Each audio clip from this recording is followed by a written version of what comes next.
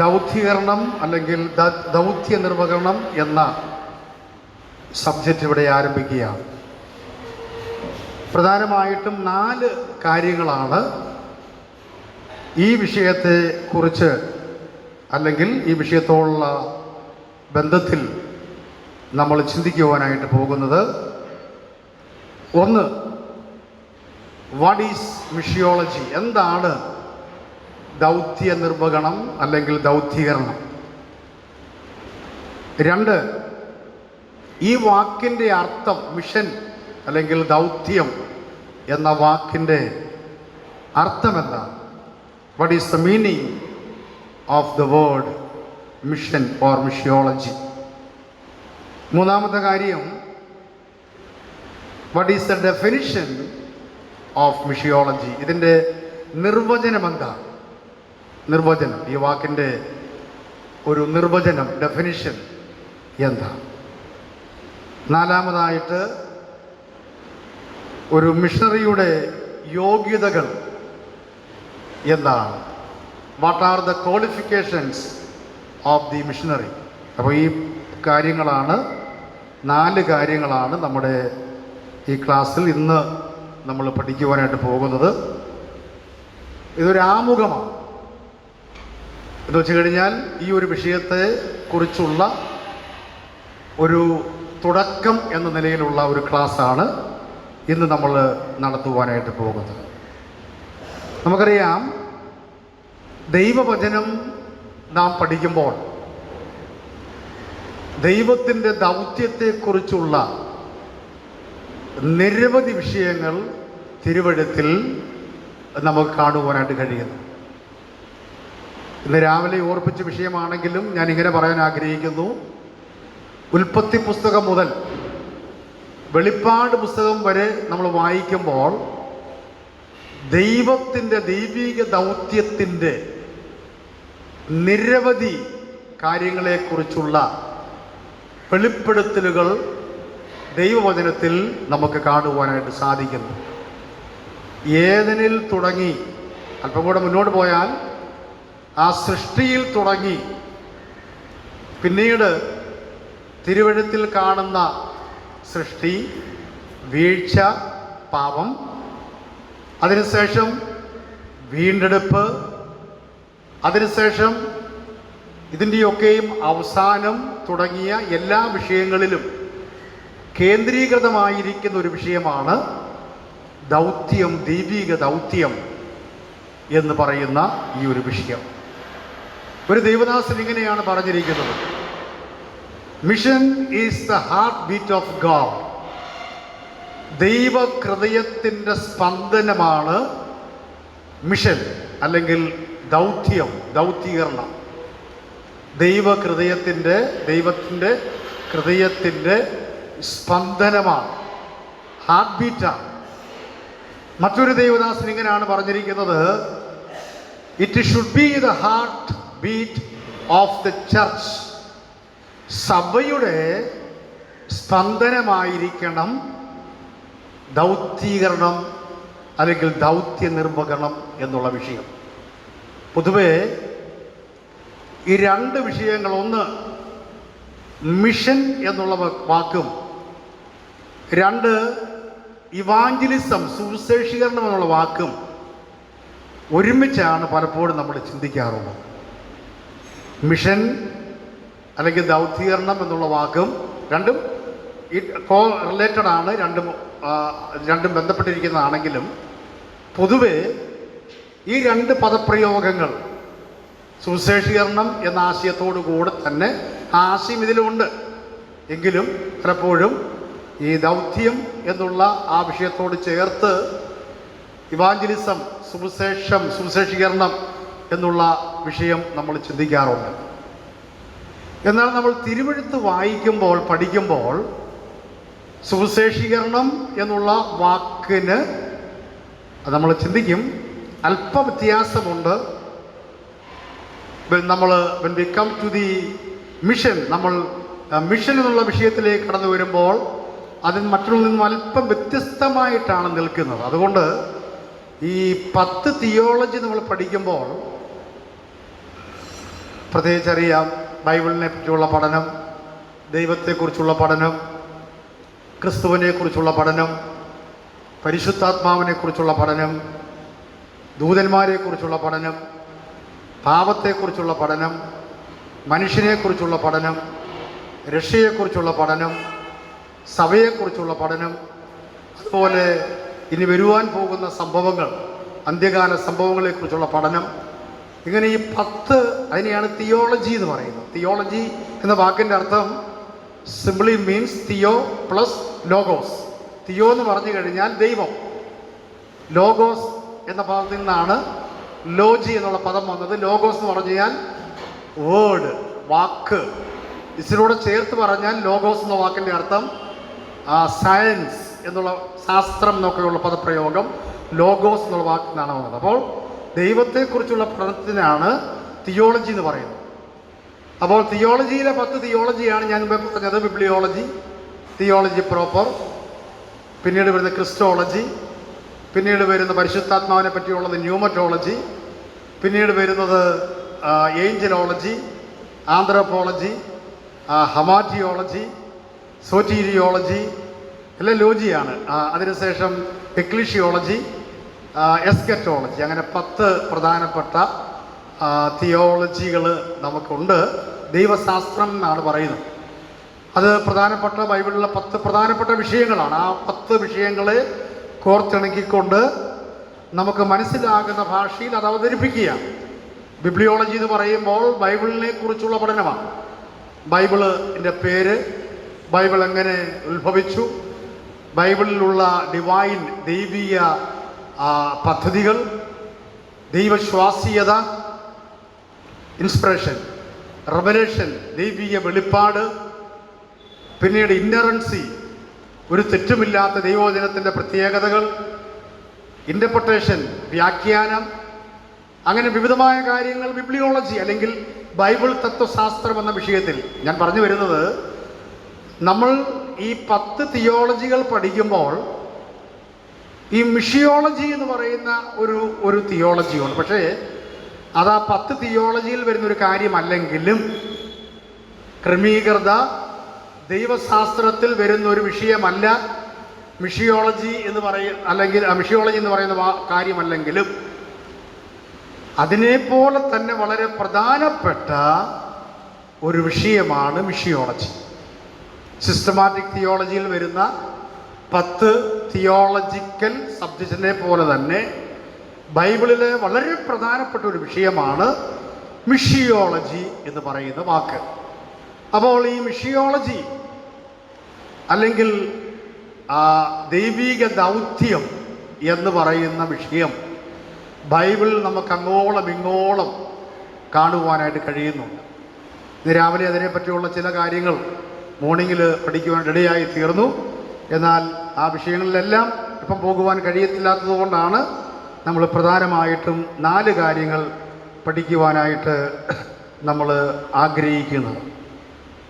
പ്രത്യേകിച്ച് നമ്മൾ എന്താണ് ദൗത്യീകരണം അല്ലെങ്കിൽ ദൗത്യം എന്നതുകൊണ്ട് ഉദ്ദേശിക്കുന്നത്. What is മിഷിയോളജി?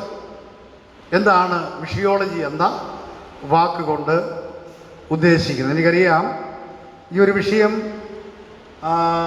ബൈബിൾ സ്കൂളിലൊക്കെ പഠിപ്പിക്കുമ്പം നമ്മൾ പറഞ്ഞതുപോലെ സുവിശേഷീകരണം തന്നെയാണ് ദൗത്യീകരണമെങ്കിലും അല്പം വിട്ട് നിൽക്കുന്നത് കൊണ്ട് ഇതിൻ്റെ യഥാർത്ഥ ഒരു ആശയം നമ്മൾ മനസ്സിലാക്കേണ്ടത് ആവശ്യമായിരിക്കുന്ന കാര്യമാണ്. ദൗത്യീകരണം അല്ലെങ്കിൽ ദൗത്യീകരണം, ദൈവിക ദൗത്യം എന്ന് പറഞ്ഞാൽ ക്രിസ്തീയ മിഷനെക്കുറിച്ചുള്ള പഠനമാണ്. പ്രത്യേകിച്ച് മറ്റൊരു സംസ്കാരത്തിലേക്കുള്ള സുവിശേഷ പ്രവർത്തനങ്ങൾ മിഷനറിമാർ എങ്ങനെ സുവിശേഷം ഒരു പുതിയ സ്ഥലത്തേക്ക് കൊണ്ടുപോകുന്നു എന്നുള്ള വിഷയങ്ങളാണ് ഈ ദൗത്യീകരണം എന്ന വിഷയത്തെ ആസ്പദമാക്കുമ്പോൾ നമുക്ക് മനസ്സിലാക്കുവാനായിട്ട് കഴിയുന്നത്.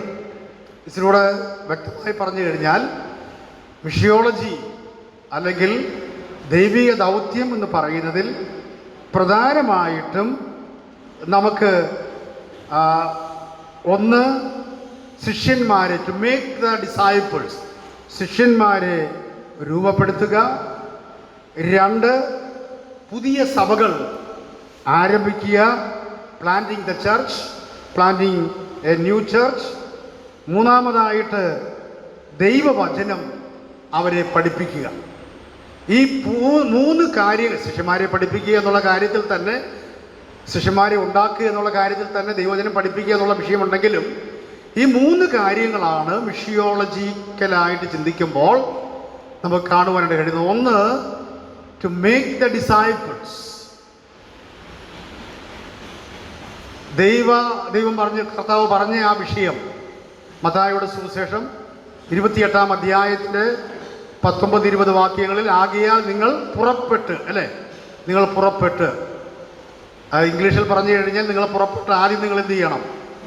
ശിഷ്യന്മാരുണ്ടാക്കണം, അവരെ പഠിപ്പിക്കണം, അവർക്ക് സ്നാനം കൊടുക്കണം. മലയാളത്തിൽ അല്പം വ്യത്യസ്തമായിട്ടാണ് നിങ്ങൾ പുറപ്പെട്ട് സ്നാനപ്പെടുത്താനാണ് പറയുന്നത്. എന്നാൽ തിരുവെഴുത്ത് വ്യക്തമായിട്ട് പഠിക്കുമ്പോൾ അതിൻ്റെ കറക്റ്റ് ആശയം എന്ന് പറഞ്ഞു കഴിഞ്ഞാൽ ആദ്യമേ പോയി സ്നാനപ്പെടുത്തുകയല്ല, നിങ്ങൾ പോയി ആകയാൽ പുറപ്പെട്ട് യു മേക്ക് ദ ഡിസൈപ്പിൾ, നിങ്ങൾ ശിഷ്യന്മാരെ ഉണ്ടാക്കണം, അവർക്ക് ദൈവവചനം പഠിപ്പിക്കണം, ശിഷ്യരാക്കിക്കൊള്ളുവീൻ, ദൈവവചനം പഠിപ്പിക്കണം. അവർക്ക് ദൈവവചനം പഠിച്ച് മനസ്സിലാക്കിയതിൻ്റെ അടിസ്ഥാനത്തിൽ രക്ഷിക്കപ്പെട്ട് ആ നിലയിൽ വന്നതുകൊണ്ട് അവർക്ക് സ്നാനം കൊടുക്കണം. അപ്പോൾ ഇതുകൊണ്ടാണ്, ഈ കാര്യങ്ങളാണ് യഥാർത്ഥത്തിൽ മിഷിയോളജി എന്ന് പറയുന്ന വാക്കുകൊണ്ട് ഉദ്ദേശിക്കുന്നത്. ദൗത്യീകരണം, സുശേഷീകരണം അതുതന്നെയാണ്. എന്നാൽ അതിനകത്തൊരു ചെറിയ വ്യത്യാസമുണ്ട്. നമ്മൾ പിന്നീട് ആ ഒരു വിഷയത്തിലേക്ക് കടന്നു വരുമ്പോൾ നമ്മളത് ചിന്തിക്കും. അപ്പോൾ എന്താണ് മിഷിയോളജി എന്ന് ചോദിച്ചാൽ, ദൗത്യീകരണം എന്നുള്ളത് ക്രിസ്ത്യൻ മിഷനറിമാരെ കുറിച്ചുള്ള ഒരു പഠനമാണ്. പ്രത്യേകിച്ച് മറ്റൊരു സംസ്കാരത്തിലേക്കുള്ള സുവിശേഷ പ്രവർത്തനങ്ങൾ മിഷനറിമാർ എങ്ങനെ സുവിശേഷം ഒരു പുതിയ സ്ഥലത്തേക്ക് പരിചയപ്പെടുത്തുന്നു എന്നതാണ് ഇതുകൊണ്ട് ഉദ്ദേശിക്കുന്നത്. ഒരു ഉദാഹരണം പറഞ്ഞു കഴിഞ്ഞാൽ, സുവിശേഷകന്മാരുണ്ട്, മിഷനറിമാരുമുണ്ട്. അപ്പോൾ ആ ഒരു മിഷനറി എന്നുള്ള പദത്തിന് ഒരു മലയാള അർത്ഥത്തിലല്ല ഉപയോഗിക്കുന്നത്. പലപ്പോഴും ഇംഗ്ലീഷിൽ തന്നെയാണ് നമ്മൾ മിഷനറിമാരെന്ന് പറയുന്നത്. ഇതിന് രണ്ടിനും ഒരേ ആശയമാണെങ്കിലും പ്രവർത്തനങ്ങളിൽ ചില വ്യത്യാസമുണ്ട്. സുവിശേഷകന്മാരെന്ന് പറയുമ്പോൾ അവരുടെ വീട്ടിൽ വസിച്ചുകൊണ്ട്, വീട്ടിൽ നിന്നുകൊണ്ട്, അവരുടെ സ്ഥലത്ത് നിന്നുകൊണ്ട് അടുത്തുള്ള സ്ഥലങ്ങളിലെല്ലാം കടന്നുപോയി എന്ത് ചെയ്യുന്നു? സുവിശേഷം പങ്കുവെക്കുന്നു, സുവിശേഷം പറയുന്നു. എന്നാൽ മിഷനറിമാരെന്ന് പറയുന്നത് ആ സ്ഥലം വിട്ടിട്ട്, നമ്മുടെ യഥാർത്ഥ സ്ഥലം വിട്ടിട്ട് മറ്റൊരു സ്ഥലത്തേക്ക് പോകുകയും ആ പ്രത്യേക സംസ്കാരത്തിലേക്ക് ചെന്നിട്ട് ആ സംസ്കാരത്തിലുള്ള ആ ഭാഷ, അവരുടെ ജീവിത രീതികൾ, അവരുടെ ആശയങ്ങൾ, അവരുമായി ബന്ധപ്പെട്ടുള്ള മറ്റുള്ള സാഹചര്യങ്ങളെല്ലാം പഠിച്ചതിന് ശേഷമായി അവിടെ താമസിച്ച് അവരോട് ജീവിച്ച് സുവിശേഷം പറഞ്ഞ് ദൈവമക്കളാക്കി തീർക്കുന്നതിനെയാണ് മിഷനറിമാരെന്നുള്ള വാക്കുകൊണ്ട് ഉദ്ദേശിക്കുന്നത്. എന്നാൽ സുവിശേഷകന്മാർ എപ്പോഴും മിഷനറിമാരായിരിക്കണം, മിഷനറിമാർ എപ്പോഴും സുവിശേഷകന്മാരായിരിക്കണം. എന്നാൽ സുവിശേഷകന്മാരെന്നുള്ളത് കൊണ്ട് ഉദ്ദേശിക്കുന്നത് പ്രധാനമായിട്ടും ആ സ്ഥലം സഭകൾ കേന്ദ്രമാക്കി, അല്ലെങ്കിൽ ഒരു സ്ഥലത്ത് തന്നെ താമസിച്ച് അവിടെയുള്ള കാര്യങ്ങൾ നോക്കി ആ ഒരു പശ്ചാത്തലത്തിൽ മുന്നോട്ട് പോകുക എന്നുള്ളതാണ്. എന്നാൽ ഇതെന്ന് പറയുന്നത് മറ്റൊരു സ്ഥലത്തേക്ക് പുറപ്പെടുക. വിസിയോ എന്ന വാക്കിൻ്റെ അർത്ഥം നമ്മൾ പഠിക്കുമ്പോൾ ടു സെൻഡ് എന്നാണ്. അത് ഗ്രീക്കിലേക്ക് വരുമ്പോൾ അപ്പോസ്തലോ എന്നാണ്. അപ്പോസ്തലോ പോകുക എന്നുള്ളതാണ്. ടു സെൻഡ് ബൈ സമ്മോൺ, മറ്റുള്ളവരാൽ അയക്കപ്പെടുക, സഭയാൽ അയക്കപ്പെടുക എന്നുള്ള ആശയമാണ് എന്ന് നമുക്ക് കാണുവാനായിട്ട് സാധിക്കുക. നമ്മൾ വീണ്ടും എന്താണ് മിഷിയോളജി എന്ന് നമ്മൾ മനസ്സിലാക്കുമ്പോൾ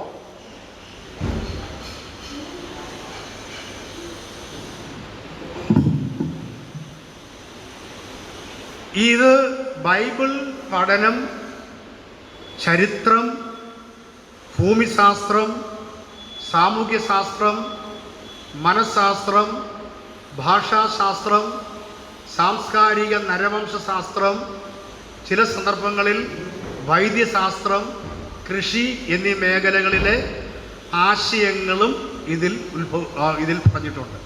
അപ്പോൾ മിഷിയോളജി എന്നുള്ള വാക്കുകൊണ്ട് സുവിശേഷം അറിയിക്കുക എന്നുള്ള ഒരു വാക്ക് മാത്രമല്ല. ഇപ്പോൾ സുവിശേഷം എന്ന് പറയുമ്പോൾ പോകുക, കർത്താവിനെ പറ്റി പറയുക എന്നുള്ള ആശയത്തിൽ നിൽക്കുമ്പോൾ മിഷിയോളജി എന്ന് പറയുന്ന ഈ വിഷയത്തോടുള്ള ബന്ധത്തിൽ ഇത്രമാത്രം ആശയങ്ങളും കൂടെ അല്ലെങ്കിൽ ഇത്രമാത്രം വിഷയങ്ങളും കൂടെ അതിനകത്ത് വന്നിട്ടുണ്ട്. അതുകൊണ്ടാണ് ഞാൻ പറഞ്ഞത്, ഒന്നാമതായിട്ട് ഇതിൽ ബൈബിൾ പഠനമുണ്ട് മിഷിയോളജിയിൽ.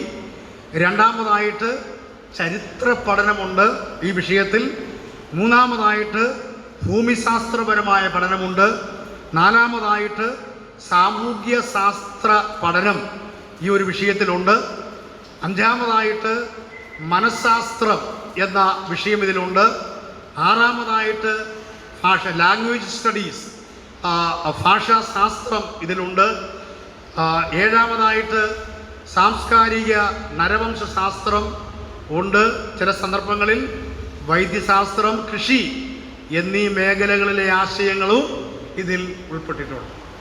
അപ്പോൾ ഞാൻ പറഞ്ഞു വരുന്നത്, ഈ ഒരു വിഷയം നമുക്കൊരു സുവിശേഷം പറയുന്ന ഒരു ആശയത്തോട് മാത്രം നിർത്തി ചിന്തിക്കുവാൻ കഴിയുന്നതിനും അപ്പുറമാണ്.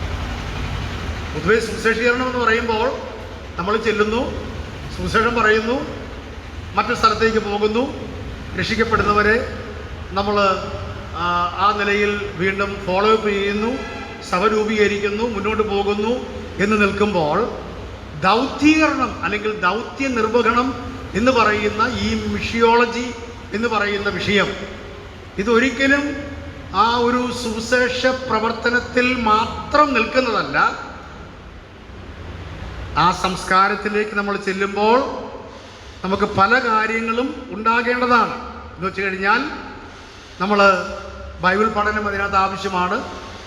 ചരിത്രം നമ്മൾ മനസ്സിലാക്കണം. ഉദാഹരണത്തിന് നമുക്കറിയാം, പണ്ടൊക്കെ അനേക ആളുകൾ നമ്മുടെ നാട്ടിൽ നിന്നും മറ്റ് സ്ഥലങ്ങളിലേക്കൊക്കെ പോയിട്ടുണ്ട്. ഇന്നും നമ്മൾ കേരളം വിട്ട് കഴിഞ്ഞാൽ എനിക്ക് തോന്നുന്നു നമ്മുടെ ഇന്ത്യയുടെ വിവിധ സംസ്ഥാനങ്ങളിൽ പ്രവർത്തിക്കുന്ന പലരും നമ്മുടെ സഹോദരന്മാരാണ്, കേരളത്തിൽ നിന്ന് പോയ സഹോദരന്മാരാണ്. അവരൊക്കെ സുവിശേഷകരാണെങ്കിലും അവരെ നമുക്ക് വിളിക്കാവുന്നൊരു പദപ്രയോഗമാണ് ദേ ആർ ദ മിഷണറീസ്. അവർ മിഷണറിമാരാണ്. അവരവിടെ പോയി നമ്മുടെ സംസ്കാരം കളഞ്ഞു. നമ്മുടെ ആഹാര രീതിയല്ല അവിടെ, നമ്മുടെ സംസാര രീതിയല്ല, നമ്മുടെ ശൈലിയല്ല, ഒരു പുതിയ സംസ്കാരത്തിലേക്ക് പോകുന്നു. അവരാ ചരിത്രം, അവരുടെ ചരിത്രം പഠിക്കുന്നു, ആ ഭൂമിശാസ്ത്രം പഠിക്കുന്നു, സാമൂഹ്യ ശാസ്ത്രം പഠിക്കുന്നു, അവരുടെ മനഃശാസ്ത്രം പഠിക്കുന്നു, ഭാഷാശാസ്ത്രം പഠിക്കുന്നു, അതുപോലെ സാംസ്കാരിക നരവംശാസ്ത്രം പഠിക്കുന്നു. ചില സമയത്ത് നമ്മൾ അവർക്ക് ട്രീറ്റ്മെൻറ്റ് ചെയ്യേണ്ടതായിട്ട് വരും. ഉദാഹരണം പറഞ്ഞു കഴിഞ്ഞാൽ, ഞാൻ ഇപ്പോൾ 4 വർഷമായിട്ട് ഏകദേശം 4 വർഷമായിട്ട് ബാംഗ്ലൂരിൽ പ്രവർത്തിച്ചുകൊണ്ട് ബാംഗ്ലൂരിലുള്ള ഗ്രാമങ്ങളിലും അതുപോലെ മറ്റ് സംസ്ഥാനങ്ങളിലും, ആന്ധ്രയിലും അതുപോലെ ഒറീസയിലും അതുപോലെ തെലങ്കാനയിലും അതുപോലെ പല സ്ഥലങ്ങളിലും, അതുപോലെ നോർത്ത് ഈസ്റ്റിൽ പ്രധാനമായിട്ടും ത്രിപുരയിലുമൊക്കെ ഞാൻ മിക്കവാറും യാത്ര ചെയ്യുകയും അവിടെ പോയി പ്രവർത്തിക്കുകയും ചെയ്യുന്ന ഒരു വ്യക്തിയാണ്. അപ്പോൾ എനിക്കറിയാം, പലപ്പോഴും നമ്മൾ ചെല്ലുമ്പോൾ ഇവിടെ കഴിക്കുന്ന ഫുഡ് നമുക്ക് കിട്ടത്തില്ല. അവിടുത്തെ ഫുഡ് വ്യത്യാസമാണ്, അവരുടെ ഭാഷ വ്യത്യാസമാണ്, ശൈലി വ്യത്യാസമാണ്. അവർ നമ്മളെ കാണുമ്പോൾ ഇപ്പോഴും ഞാനും ചിലപ്പോഴും ഇങ്ങനെ കൈ കൂപ്പാറുണ്ട്. കാരണം അതങ്ങനെ ആയി വരുന്നതാണ്. കാരണം അവിടെ ചെല്ലുമ്പോൾ നമ്മളെല്ലാവരും ഒരു റെസ്പെക്റ്റ് ചെയ്യാൻ വേണ്ടി എന്ത് ചെയ്യും, ഇങ്ങനെ കൈ കൂപ്പും. നമ്മളും അന്നേരം റെസ്പെക്റ്റ് ചെയ്യാനായിട്ട് ഇവിടെ നമ്മളത് ചെയ്യാറില്ല. അങ്ങനെ പല വ്യത്യസ്തമായ സാഹചര്യങ്ങളാണ് അവിടെയൊക്കെ ഉള്ളത്. അപ്പോൾ ഒരു സുവിശേഷകനായിരിക്കുമ്പോൾ തന്നെ മിഷണറി എന്ന് പറയുമ്പോൾ പൊതുവെ കാണുന്ന സുവിശേഷകന്മാരെക്കാട്ടിലും അല്പം കൂടെ വ്യത്യസ്തമായ നിലയിലുള്ള കാഴ്ചപ്പാടുകളും രീതികളും പഠനങ്ങളും അവർക്ക് ആവശ്യമാണ്. നമ്മൾ ഇവിടുന്ന് പോയതിന് ശേഷം നമുക്ക് ഇവിടെ കഴിക്കുന്ന ചോറ് കഴിക്കാമെന്ന് പറഞ്ഞ് നടക്കുകയില്ല. അവിടെ ഈ പച്ചരി ചോറേ നമുക്ക് കിട്ടത്തുള്ളൂ. അവർ ചിലപ്പോൾ ഉണ്ടാക്കി തരുന്ന ആഹാരത്തിനകത്ത് ചിലപ്പോൾ ഭയങ്കര പുളിയായിരിക്കും. ആന്ധ്രയിലൊക്കെ പോയവർക്കറിയാം, അവരേറ്റവും കൂടുതൽ പുളിയാണ് ഉപയോഗിക്കുന്നത്. പുളിയിട്ടാണ് അവരെല്ലാത്തിനകത്തും എന്തുണ്ടാക്കിയാലും ഏറ്റവും കൂടുതൽ പുളിയാണ് ഉപയോഗിക്കുന്നത്. അതുപോലെ ഒറീസയിലൊക്കെ പോയി കഴിഞ്ഞാൽ അവർ വേറെ പല നിലയിലാണ് അവരുടെ എരിവും പുളിയും എന്നൊക്കെ പറയുന്നത് വ്യത്യസ്തമായ രീതിയാണ്. സംസ്കാരം വ്യത്യസ്തമാണ്, അവരുടെ രീതികൾ വ്യത്യസ്തമാണ്. ഞാനിപ്പോൾ കഴിഞ്ഞ ആഴ്ചയിൽ ഞാൻ ഒറീസയിൽ ഒരു 3-4 ദിവസം ഉണ്ടായിരുന്നു, 5-6 ദിവസം ഉണ്ടായിരുന്നു. അപ്പോൾ ഞാൻ അവിടെ പോയപ്പോൾ ഒരു പ്രത്യേക ഗ്രൂപ്പിനെ ഞാൻ പോയി കണ്ടു. പല സ്ഥലങ്ങളിലും പോയി. റായ്ഗഡ എന്ന് പറയുന്ന ഡിസ്ട്രിക്റ്റിലാണ് പോയത്. അങ്ങനെ ഒരു 70 കിലോമീറ്റർ ദൂരെ ഒരു സ്ഥലത്ത് ചെന്നപ്പോൾ ഒത്തിരിയും ആളുകൾ, ഒരു 100-200ഓളം ആളുകൾ കൂടി ഒരു മീറ്റിംഗാണ്. ഞാൻ ശ്രദ്ധിച്ചപ്പോൾ സഹോദരിമാർ, മുമ്പിലേക്ക് ഇരിക്കുന്ന സഹോദരിമാർ, അവരുടെ മുഖത്തേക്ക് നോക്കിയപ്പോൾ അവർ മുഖത്തെല്ലാം ഇങ്ങനെ കറുത്ത പാടാണ്. അവരുടെ മുഖത്തെല്ലാം ഇങ്ങനെ കറുത്ത പാട് വെച്ച് ഇങ്ങനെ കറുപ്പ് കൊണ്ടിങ്ങനെ മൂടിയിരിക്കുകയാണ്. അപ്പോൾ ഇവർ പല ട്രൈബൽസ് ആയിട്ടുള്ള ആൾക്കാരാണ്. അപ്പോൾ അവിടെയൊക്കെ നമ്മുടെ സുവിശേഷന്മാർ പ്രവർത്തിക്കുന്നു. അനേകർ രക്ഷിക്കപ്പെട്ട് വന്നിട്ടുണ്ട്. അപ്പോൾ എനിക്കൊരു കൗതുകം, എന്താണിത് ഇങ്ങനെയുള്ള കാണാനൊക്കെ അവരുടെ രീതിയിൽ പറഞ്ഞു കഴിഞ്ഞാൽ വളരെ നല്ല ആൾക്കാരാണ്, കാണാനും ഒക്കെ നല്ല സുന്ദരിമാരായിട്ടുള്ള സഹോദരിമാരാണ്. എന്നാൽ അവരുടെ മുഖമെല്ലാം വികൃതമാക്കിയിരിക്കുക, വളരെ വികൃതമാക്കിയിരിക്കുക. അപ്പോൾ ഇതെല്ലാം കഴിഞ്ഞതിന് ശേഷം ഞാൻ ചോദിച്ചു, സഹോദരന്മാരോട് ചോദിച്ചു, ബ്രദറെ എന്താണിത്, എന്താണ് ഇവരുടെ മുഖത്തെല്ലാം ഇങ്ങനെ ചെയ്തു വെച്ചിരിക്കുക? അപ്പോൾ അവർ പറഞ്ഞു, ഇതിൻ്റെ പിന്നിൽ ഒരു ചരിത്രമുണ്ട്, ഒരു പാരമ്പര്യമുണ്ട്.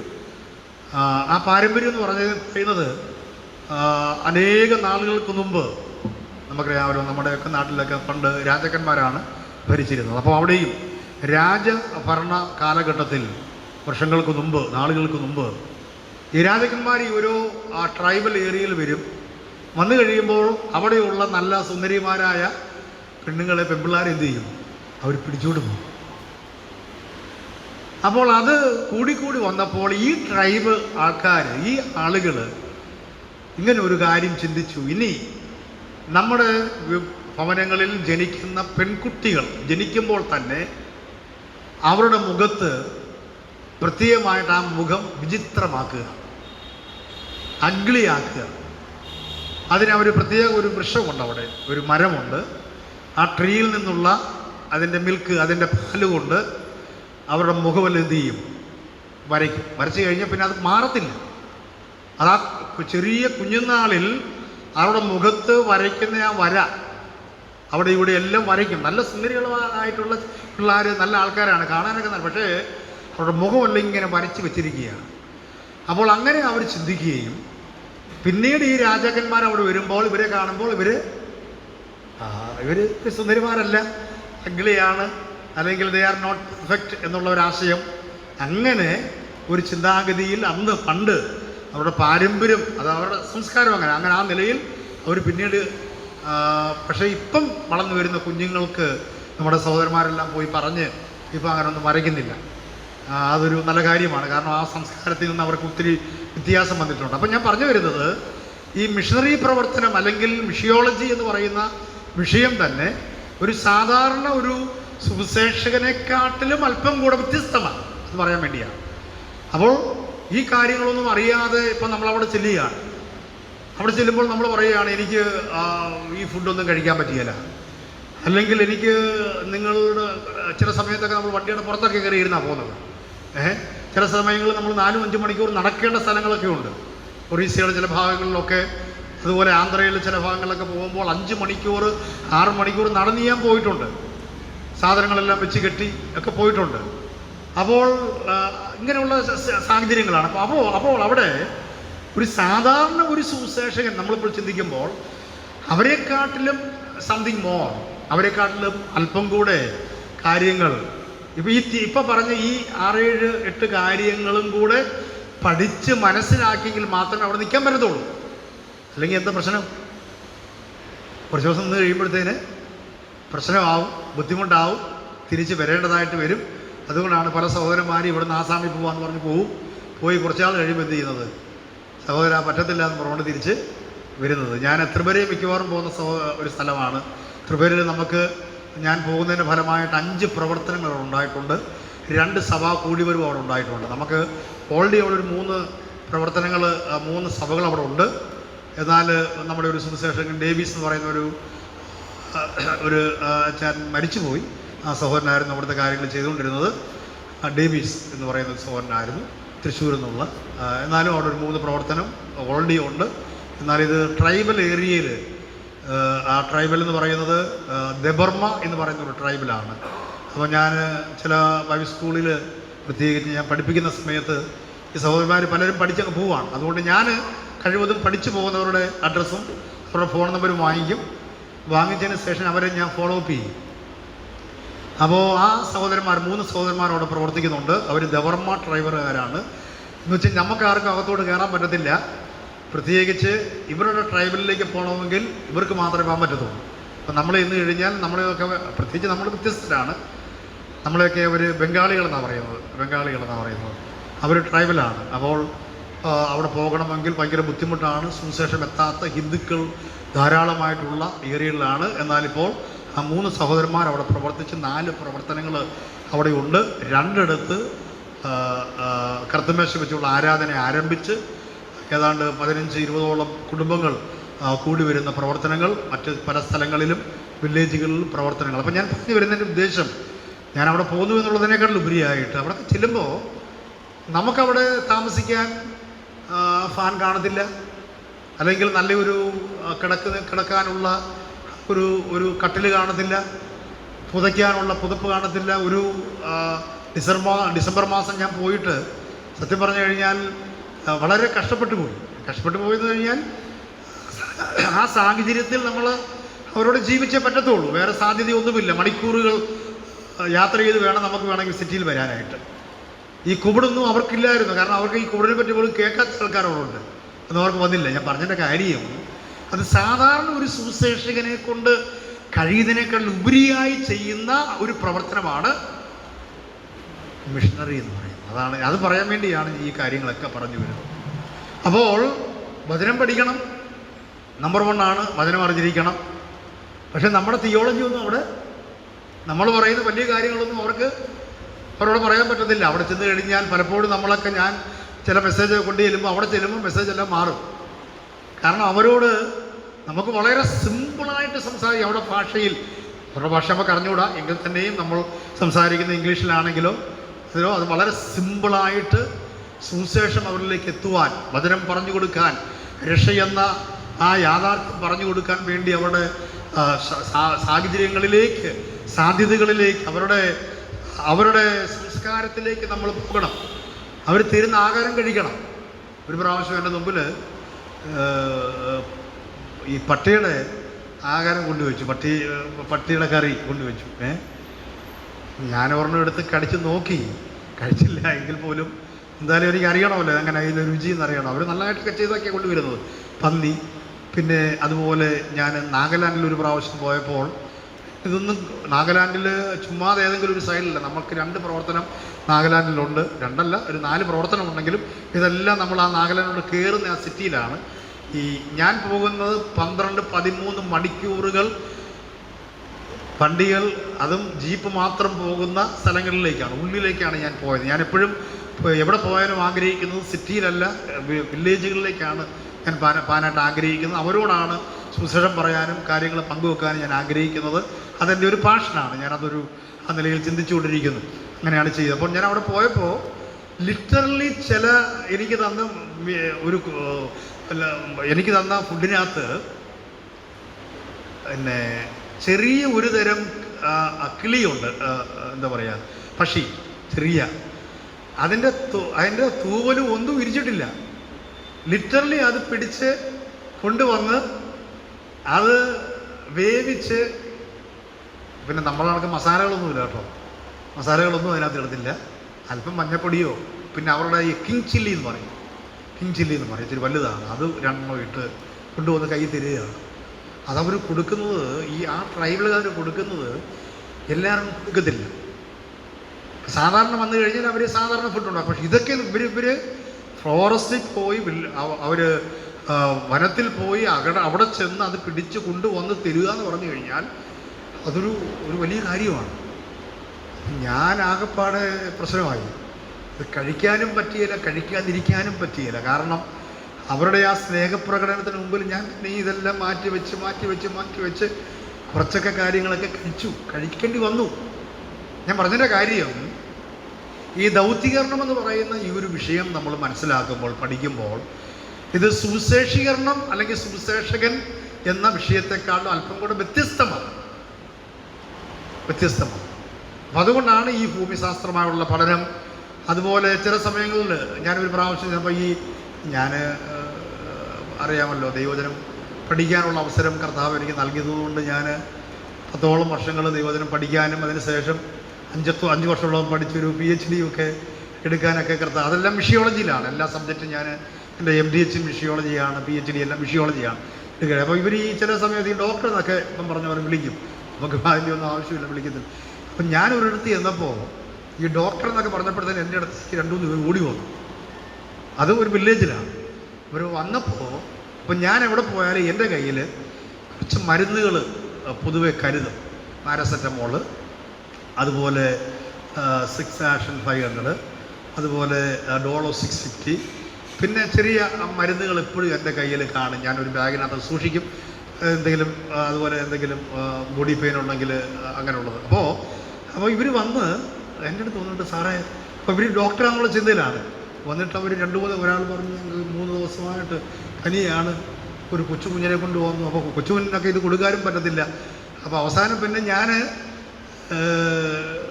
1-2 കാര്യങ്ങൾ പറഞ്ഞപ്പോൾ കുഞ്ഞിൻ്റെ വിഷയത്തിൽ ഞാനിത് ഒരു പാരസെറ്റമോൾ കൊടുത്തിട്ട് പറഞ്ഞതിൻ്റെ പകുതി പൊട്ടിച്ചിട്ട് അത് ഇച്ചിരി വെള്ളത്തിനകത്തിട്ട്, ചൂടുവെള്ളത്തിനകത്തിട്ട് അല്പം കൊടുക്കണം. നമ്മളെ കൊണ്ടുള്ള ഒരു അറിവ് കൊണ്ട്. പിന്നെ ഇച്ചിരി ഇവിടെ പ്രയാസമുള്ള പ്രായമുള്ളവരോട് ഞാൻ പറഞ്ഞു ഇതിൻ്റെ ഹാഫ് കഴിക്കണം എന്നൊക്കെ പറഞ്ഞ്, അത് കഴിഞ്ഞ് പിന്നീട് എന്നെ അവിടുന്ന് വിളിച്ചു. ഈ ഡോക്ടർ സാറ് തന്ന എല്ലാ സാധനവും ഞങ്ങളുടെ അസുഖങ്ങളൊക്കെ മാറി. ഞാൻ പറഞ്ഞതിൻ്റെ കാര്യം, അങ്ങനെയൊന്നും നമുക്ക് ചെയ്യാൻ പാടില്ല. എങ്കിലും ചില സമയങ്ങളിൽ നമുക്ക് അങ്ങനെയുള്ള ചില കാര്യങ്ങൾ ചെയ്യേണ്ടതായിട്ടുണ്ട്. അപ്പോൾ ഒരു സാധാരണ ഒരു സുവിശേഷകനെക്കാട്ടിലും വ്യത്യസ്തമായിട്ടുള്ള ഒരു വിഷയമാണ്, അല്ലെങ്കിൽ ഒരു കാര്യമാണ് മിഷണറി എന്ന് പറയുന്നത്. അപ്പോൾ നമ്മുടെ പഠനത്തിൻ്റെ ഏറ്റവും പ്രധാനപ്പെട്ട വിഷയവും ഇത് തന്നെയാണ്. ഒരു മിഷണറി അല്ലെങ്കിൽ ഒരു ദൗത്യീകരണം ചെയ്യുന്ന വ്യക്തി, ആ വ്യക്തി എന്താണ് എന്നുള്ളതാണ്. അപ്പോൾ നമ്മൾ ചിന്തിച്ചുകൊണ്ടിരുന്നത് എന്താണ് ദൗത്യീകരണം എന്നുള്ളതാണ്. ഞാനിങ്ങനെ ഒരു സെൻറ്റൻസ് ഇവിടെ പറയാൻ ആഗ്രഹിക്കുന്നു. ഒരു നല്ല മിഷിയോളജിസ്റ്റ് എന്ന് പറയുമ്പോൾ നോ ദ പീപ്പിൾ, ആളുകളെ അറിഞ്ഞിരിക്കണം. ഒരു നല്ല തിയോളജിയൻ എന്ന് പറയുമ്പോൾ he should know the Bible. മനസ്സിലായല്ലോ? ഒരു തിയോളജി എന്നുള്ള വാക്ക് ഉപയോഗിക്കുന്നതിൽ ദൈവത്തെ പറ്റി പഠിക്കുന്ന എല്ലാവരും തിയോളജിമാരാണ്. ഈ ഡിഗ്രി ഒന്നും അതിനകത്ത് കാര്യമൊന്നുമില്ല. ആര് ദൈവത്തെക്കുറിച്ച് പഠിക്കുന്നോ, ദൈവത്തെക്കുറിച്ച് മനസ്സിലാക്കുന്നോ, ദേ ഓൾ ആർ, എല്ലാവരും ആരാണ്? തിയോളജിയൻസാണ്.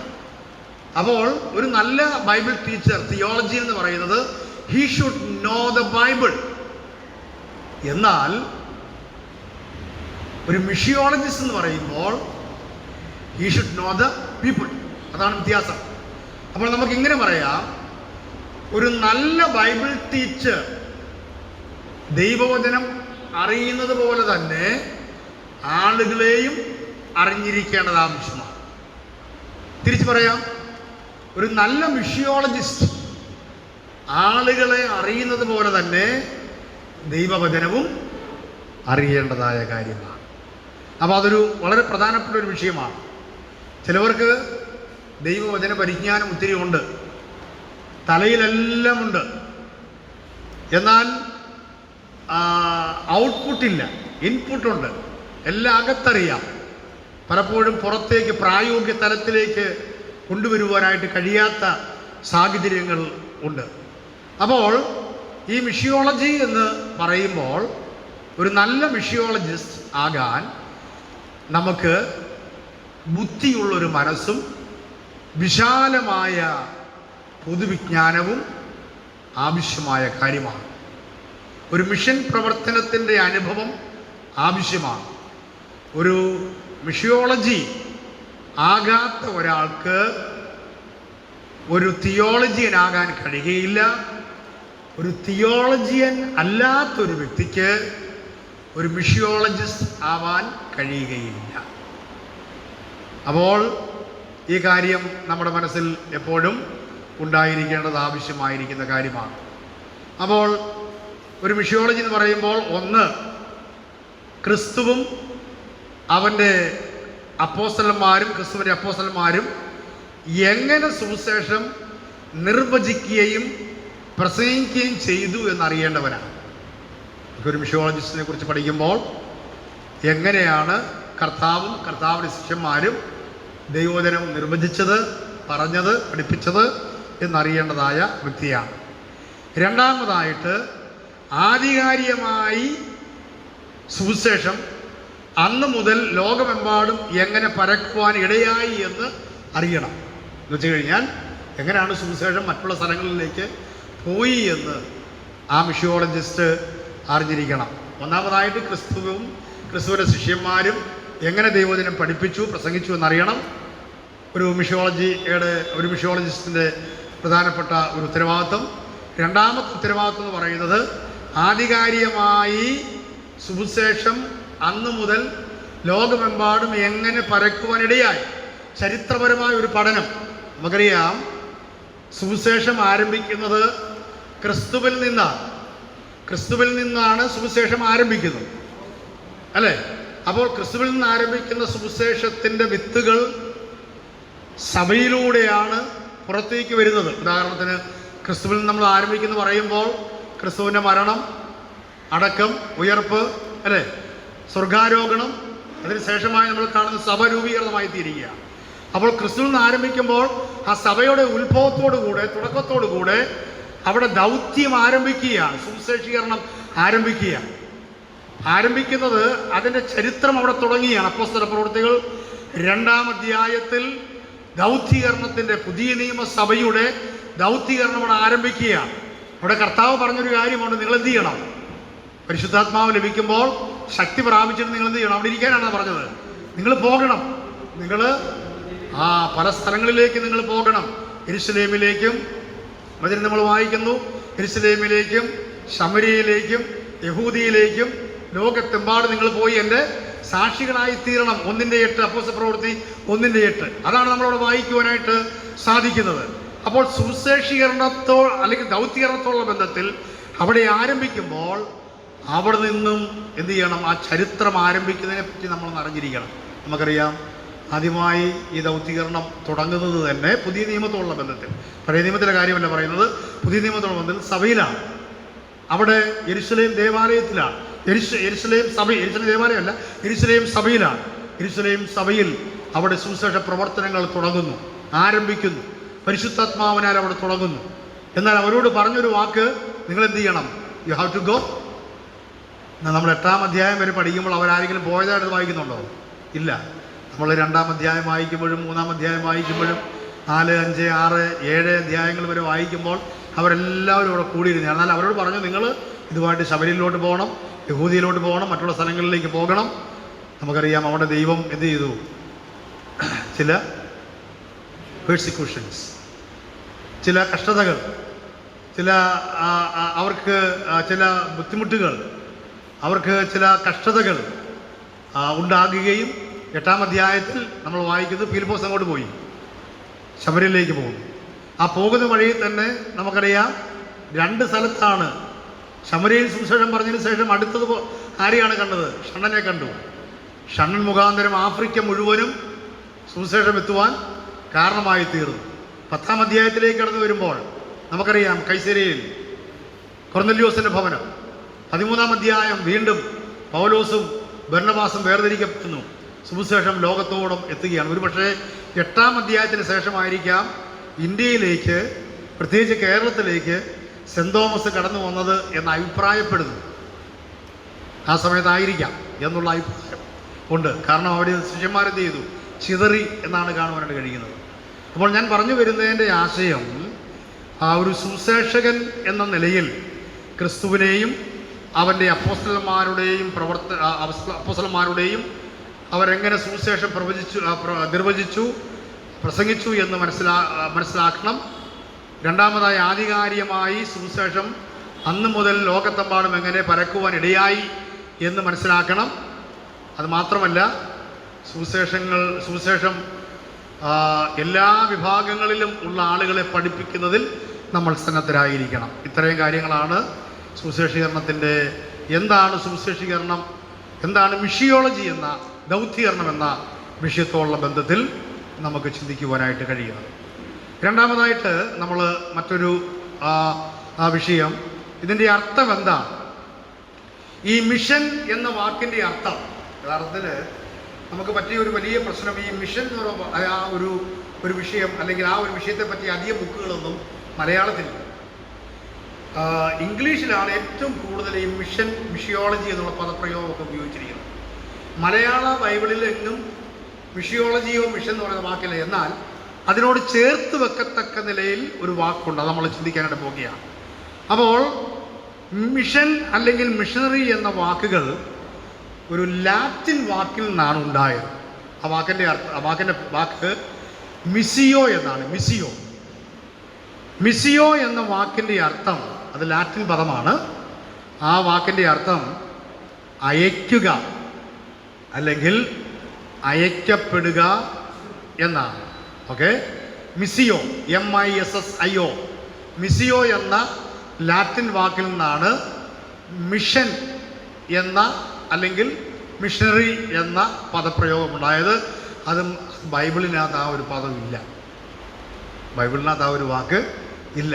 എന്നാൽ ഈ വാക്കുമായി ബന്ധപ്പെട്ട് കിടക്കുന്ന ഇതിനോട് ചേർന്നിരിക്കുന്ന അനേക ആശയങ്ങൾ പഴയ നിയമത്തിലും പുതിയ നിയമത്തിലും നമുക്ക് കാണുവാനായിട്ട് സാധിക്കുന്നുണ്ട്. അയക്കുക. ഉദാഹരണം, ഈ അയക്കുക എന്നുള്ള ആ ഒരു ആശയം കിട്ടുന്ന എന്തെങ്കിലും പഴയ നിയമത്തിലുണ്ടോ?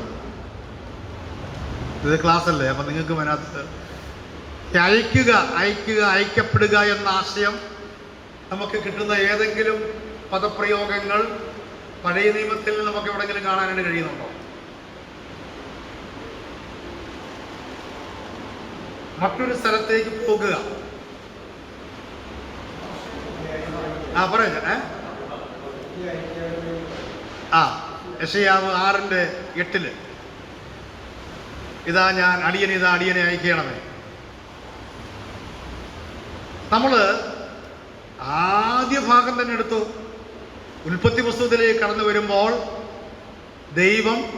ആദിയിൽ ദൈവം ആകാശവും ഭൂമിയും ഉണ്ടാക്കി. 6 ദിവസങ്ങൾ കൊണ്ട് സകലത്തെയും സൃഷ്ടിച്ചു. ഏദൻ പൂങ്കാവനത്തിൽ ആദാമിനെ ഹവ്വയെ ആക്കി വെച്ചു. അവിടെ നമ്മൾ വായിക്കുന്നൊരു കാര്യമുണ്ട്, ദൈവം എന്ത് ചെയ്യും വൈകുന്നേരമാകുമ്പോൾ, നമ്മളത് വായിക്കുന്ന എങ്ങനെയാണ്, വൈകുന്നേരമായ പാപം ചെയ്തതിന് ശേഷമുള്ള 3-ാം അധ്യായത്തിലാണ് എന്ത് ചെയ്തു, അവിടേക്ക് വരുന്നതിൻ്റെ കാലച്ച കേട്ടല്ലേ. അപ്പോൾ ദൈവം വന്നു അല്ലെങ്കിൽ ദൈവം അയച്ചു, ടു സെൻഡ്, ദൈവം വന്നു എന്നുള്ള ആശയം, മറ്റൊരു സ്ഥലത്ത് നിന്ന് പുറത്തേക്ക് വന്നു എന്നുള്ള ആശയം ബൈബിളിൻ്റെ ആദ്യം മുതലേ ഉണ്ട്. ഏദൻ തോട്ടത്തിൽ നമ്മൾ കാണുന്നത് ദൈവം അവിടേക്ക് വന്നു എന്ന ആശയമാണ്. എന്നാൽ ഈ ഒരു പദപ്രയോഗമില്ല എങ്കിലും ബൈബിളിൽ ഉടനീളം പഴയ നിയമത്തിലും പുതിയ നിയമത്തിലും ദൈവത്താൽ അയക്കപ്പെട്ടവരും, ഇനി പറയാം എന്തിനാണ് ആദാമിനെ അവിടെ ആക്കിയത്, ദൈവത്തിന് പ്രതിനിധിയായിട്ട് നിൽക്കുക എന്നുള്ളതാണ്. മനുഷ്യനെ ഉണ്ടാക്കിയതിൻ്റെ ഉദ്ദേശം, what is the purpose behind the creation of മാൻ. മനുഷ്യനെ ഉണ്ടാക്കിയതിൻ്റെ പിന്നിലുള്ള കാര്യം എന്താണ്? റെപ്രസെൻ്റ് ചെയ്യുക, ദൈവത്തെ റെപ്രസെൻ്റ് ചെയ്യുക. അതുകൊണ്ടാണ് അവർ ദൈവത്തിൻ്റെ സാദൃശ്യത്തിലും രൂപത്തിലും അല്ലേ നമ്മൾ വായിക്കുന്നു, ദൈവത്തിൻ്റെ സ്വരൂപത്തിലും സാദൃശ്യത്തിലും മനുഷ്യനെ ഉണ്ടാക്കിയതിൻ്റെ കാരണം തന്നെ ദൈവത്തെ റെപ്രസെൻ്റ് ചെയ്യുക എന്നുള്ളതാണ്. അതാണ് നമ്മളുടെ ആത്യന്തികമായിട്ട് നമ്മുടെ ജീവിതത്തിൽ ഉണ്ടാകേണ്ട കാര്യം. ദൈവം മനുഷ്യനെ ഉണ്ടാക്കിയതിൻ്റെ പിന്നിലുള്ള യാഥാർത്ഥ്യം എന്ന് പറയുന്നത് തന്നെ ദൈവത്തെ പ്രതിനിധീകരിക്കുക, ദൈവത്തെ പ്രതിഫലിപ്പിക്കുക, ദൈവമെന്ന വെളിച്ചത്തെ മറ്റുള്ളവരെ കൊടുക്കുക, ഒരു പ്രകാശമായി തീരുക. അതാണ് ആത്യന്തികമായിരിക്കുന്ന ബൈബിളിലെ ലക്ഷ്യം. ആക്ച്വലി അതാണ് മിഷൻ. മനസ്സിലായോ? അപ്പം നമ്മളൊരു സ്ഥലത്ത് ചെല്ലുമ്പോൾ പലപ്പോഴും നമ്മൾ പറയാറുണ്ട് നമ്മുടെ വാക്കുകളൊന്നും, ഞാൻ പറഞ്ഞില്ലേ ചില സ്ഥലത്തൊക്കെ ചെല്ലുമ്പോൾ നമുക്ക് ഒന്നും പറയാനില്ല, ഒന്നും പറയാൻ പറ്റത്തില്ല. അവരുടെ സാഹചര്യങ്ങൾ കാണുമ്പോൾ ഒരു പക്ഷേ നമ്മൾ സുവിശേഷം വാക്കുകളോട് പറഞ്ഞാൽ പറ്റാത്തതിലുപരിയായി അവരുടെ അടുക്കിലേക്ക് ചെല്ലുമ്പോൾ തന്നെ അവർക്ക് ഒരു സാന്നിധ്യം നമ്മളിൽ നിന്ന് നമുക്ക് കിട്ടും. അത് പ്രധാനപ്പെട്ട ഒരു കാര്യമാണ്. ഞാൻ പലപ്പോഴും ചിന്തിക്കാറുണ്ട്, ചില സ്ഥലങ്ങളിൽ ചെല്ലുമ്പോൾ നമ്മൾ ഈ സുവിശേഷം പറയുന്നതിനേക്കാൾ ഉപരിയായിട്ട് നമ്മളെ കാണുമ്പോൾ തന്നെ അവർ ഓടി വന്ന് നമ്മളിലൂടെ ഒരു ക്രിസ്തുവിനെ കാണുവാനായിട്ടിടയായിത്തീരും. ഞാനൊരു ഉദാഹരണം പറയാം. ചിലർക്കറിയാൻ തോന്നി. ഇപ്പം ബാംഗ്ലൂരിൽ ഞാൻ പ്രവർത്തിച്ചുകൊണ്ടിരിക്കുന്ന സ്ഥലത്ത്, ഞാൻ ബാംഗ്ലൂരിൽ ബദനി ബ്രദർ അസംബ്ലിയിലാണ് പോകുന്നതെങ്കിലും ഒരു 25 കിലോമീറ്റർ അകലെ മേടഹള്ളി എന്ന് പറയുന്ന ഒരു സ്ഥലത്ത് പ്രവർത്തിക്കുന്നു. അവിടെ ഇപ്പോൾ 5 ഫാമിലീസ് കൂടി വരുന്നുണ്ട്. അതിലൊരു സഹോദരി, അവരെല്ലാവരും ഹിന്ദു ബാക്ക്ഗ്രൗണ്ടിൽ നിന്ന് വന്ന കന്നഡക്കാരാണ്. ഒരു കുടുംബം മാത്രമേ ഉള്ളൂ മലയാളികളായിട്ടുള്ളത്. അവിടെ എല്ലാ വ്യാഴാഴ്ചയും സൺഡേ ഉച്ച കഴിഞ്ഞും അവിടെ ബൈബിൾ ക്ലാസ് നടന്നുകൊണ്ടിരിക്കുന്നു. ഉടനെ തന്നെ അവിടെ ഒരു സഭാ രൂപീകരണം ഉണ്ടാകുമെന്ന് വിശ്വസിക്കുന്നു. അപ്പോൾ അവിടെ ഉള്ള ആ ഒരു കുടുംബത്തിലെ ഒരു സഹോദരി ഹിന്ദു ബാക്ക്ഗ്രൗണ്ടിൽ നിന്ന് വന്നതാണ്. അപ്പോൾ ബാക്കി എല്ലാവരും ഹിന്ദുക്കളാണ്. പെട്ടെന്ന് ഒരു സ്ട്രോക്ക് വന്ന് വളരെ ദയനീയമായ അവസ്ഥയിലൂടെ കടന്നുപോയി. 2 ചെറിയ കുഞ്ഞുങ്ങൾ, പുള്ളിക്കാരൻ്റെ ഒരു സെക്യൂരിറ്റി, നമ്മുടെ സഹോദരങ്ങളൊക്കെ ഒത്തിരി സഹായമൊക്കെ ചെയ്തുവെങ്കിലും ഒരു 40ഓളം ദിവസം മെഡിക്കൽ കോളേജിൽ കിടന്നതിന് ശേഷം മരിച്ചുപോയി. അപ്പോൾ ആ മരണം കഴിഞ്ഞു, അടക്കത്തിൻ്റെ ആവശ്യകത ഉണ്ടാകുന്നു. ആ സമയത്ത് ഞാൻ എൻ്റെ കാര്യങ്ങളിലും കർത്താവ് എനിക്ക് തന്ന കൃപ അനുസരിച്ച് ഞാൻ അവിടെ കൂടെ നിന്നു. അപ്പോൾ ഞാൻ അവിടെ നിന്നപ്പോൾ ആ ഹിന്ദുക്കളായിട്ടുള്ള കുറച്ച് ആൾക്കാർ വന്ന് ചില കാര്യങ്ങൾ അവിടെ പറഞ്ഞു. അവർ പറഞ്ഞൊരു കാര്യം എൻ്റെ മനസ്സിൽ ഇപ്പോഴും ഇങ്ങനെ ഇരിക്കുകയാണ്. എന്നോട് ഇങ്ങനെ സാറേ എന്നാണല്ലോ അവർ പൊതുവെ നമ്മളെ വിളിക്കും, സാറേ എന്ന്, ബ്രദറെ എന്ന് അവർക്ക് അറിഞ്ഞുകൂടെ. അപ്പോൾ സാറേ, ഞങ്ങൾ യേശുവിനെ സാറിലൂടെ കാണുവാനിടയായി. അപ്പം നമ്മൾ അവിടെ ഒന്നും ചെയ്തില്ല. എന്തെങ്കിലും ചെയ്തു? അവിടെ സുവിശേഷം പറഞ്ഞോ? നമ്മൾ ആ സഹോദരിയുമായി ബന്ധപ്പെട്ട് നമ്മളെ കൊണ്ട് ചെയ്യാവുന്ന കാര്യങ്ങൾ ചെയ്യാനും അതുമായിട്ട് ബന്ധപ്പെട്ട് എന്തെല്ലാം കാര്യങ്ങൾ നമ്മളെ കൊണ്ടാവുന്നത് നമ്മളെ കൊണ്ട് നിലയിൽ നമ്മൾ ചെയ്തു കൊടുത്തപ്പോൾ ഇന്ന് അവർ താമസിച്ച ആ ഗ്രാമത്തിൽ നമുക്കെപ്പം വേണമെങ്കിലും ചെല്ലാം. ഞാൻ കഴിഞ്ഞ പ്രാവശ്യം അവിടെ പ്രൊജക്റ്റ് കൊണ്ടുപോയി ജീസസ് വില്ലിയം കന്നഡത്തിൽ അവിടെ കാണിച്ചു. ആരും പ്രശ്നത്തിന് വന്നില്ല. അവിടെ വീടാന്തരം ഞാൻ വന്നു കഴിയുമ്പോഴത്തേന് കുറച്ച് ആൾക്കാർ വരും, പ്രാർത്ഥിക്കണമെന്ന് പറഞ്ഞുകൊണ്ട്. ഇവരുടെ വീട്ടിലൊന്നും കയറിയിട്ടുമില്ല. എന്താ സംഭവിച്ചത് അവിടെ?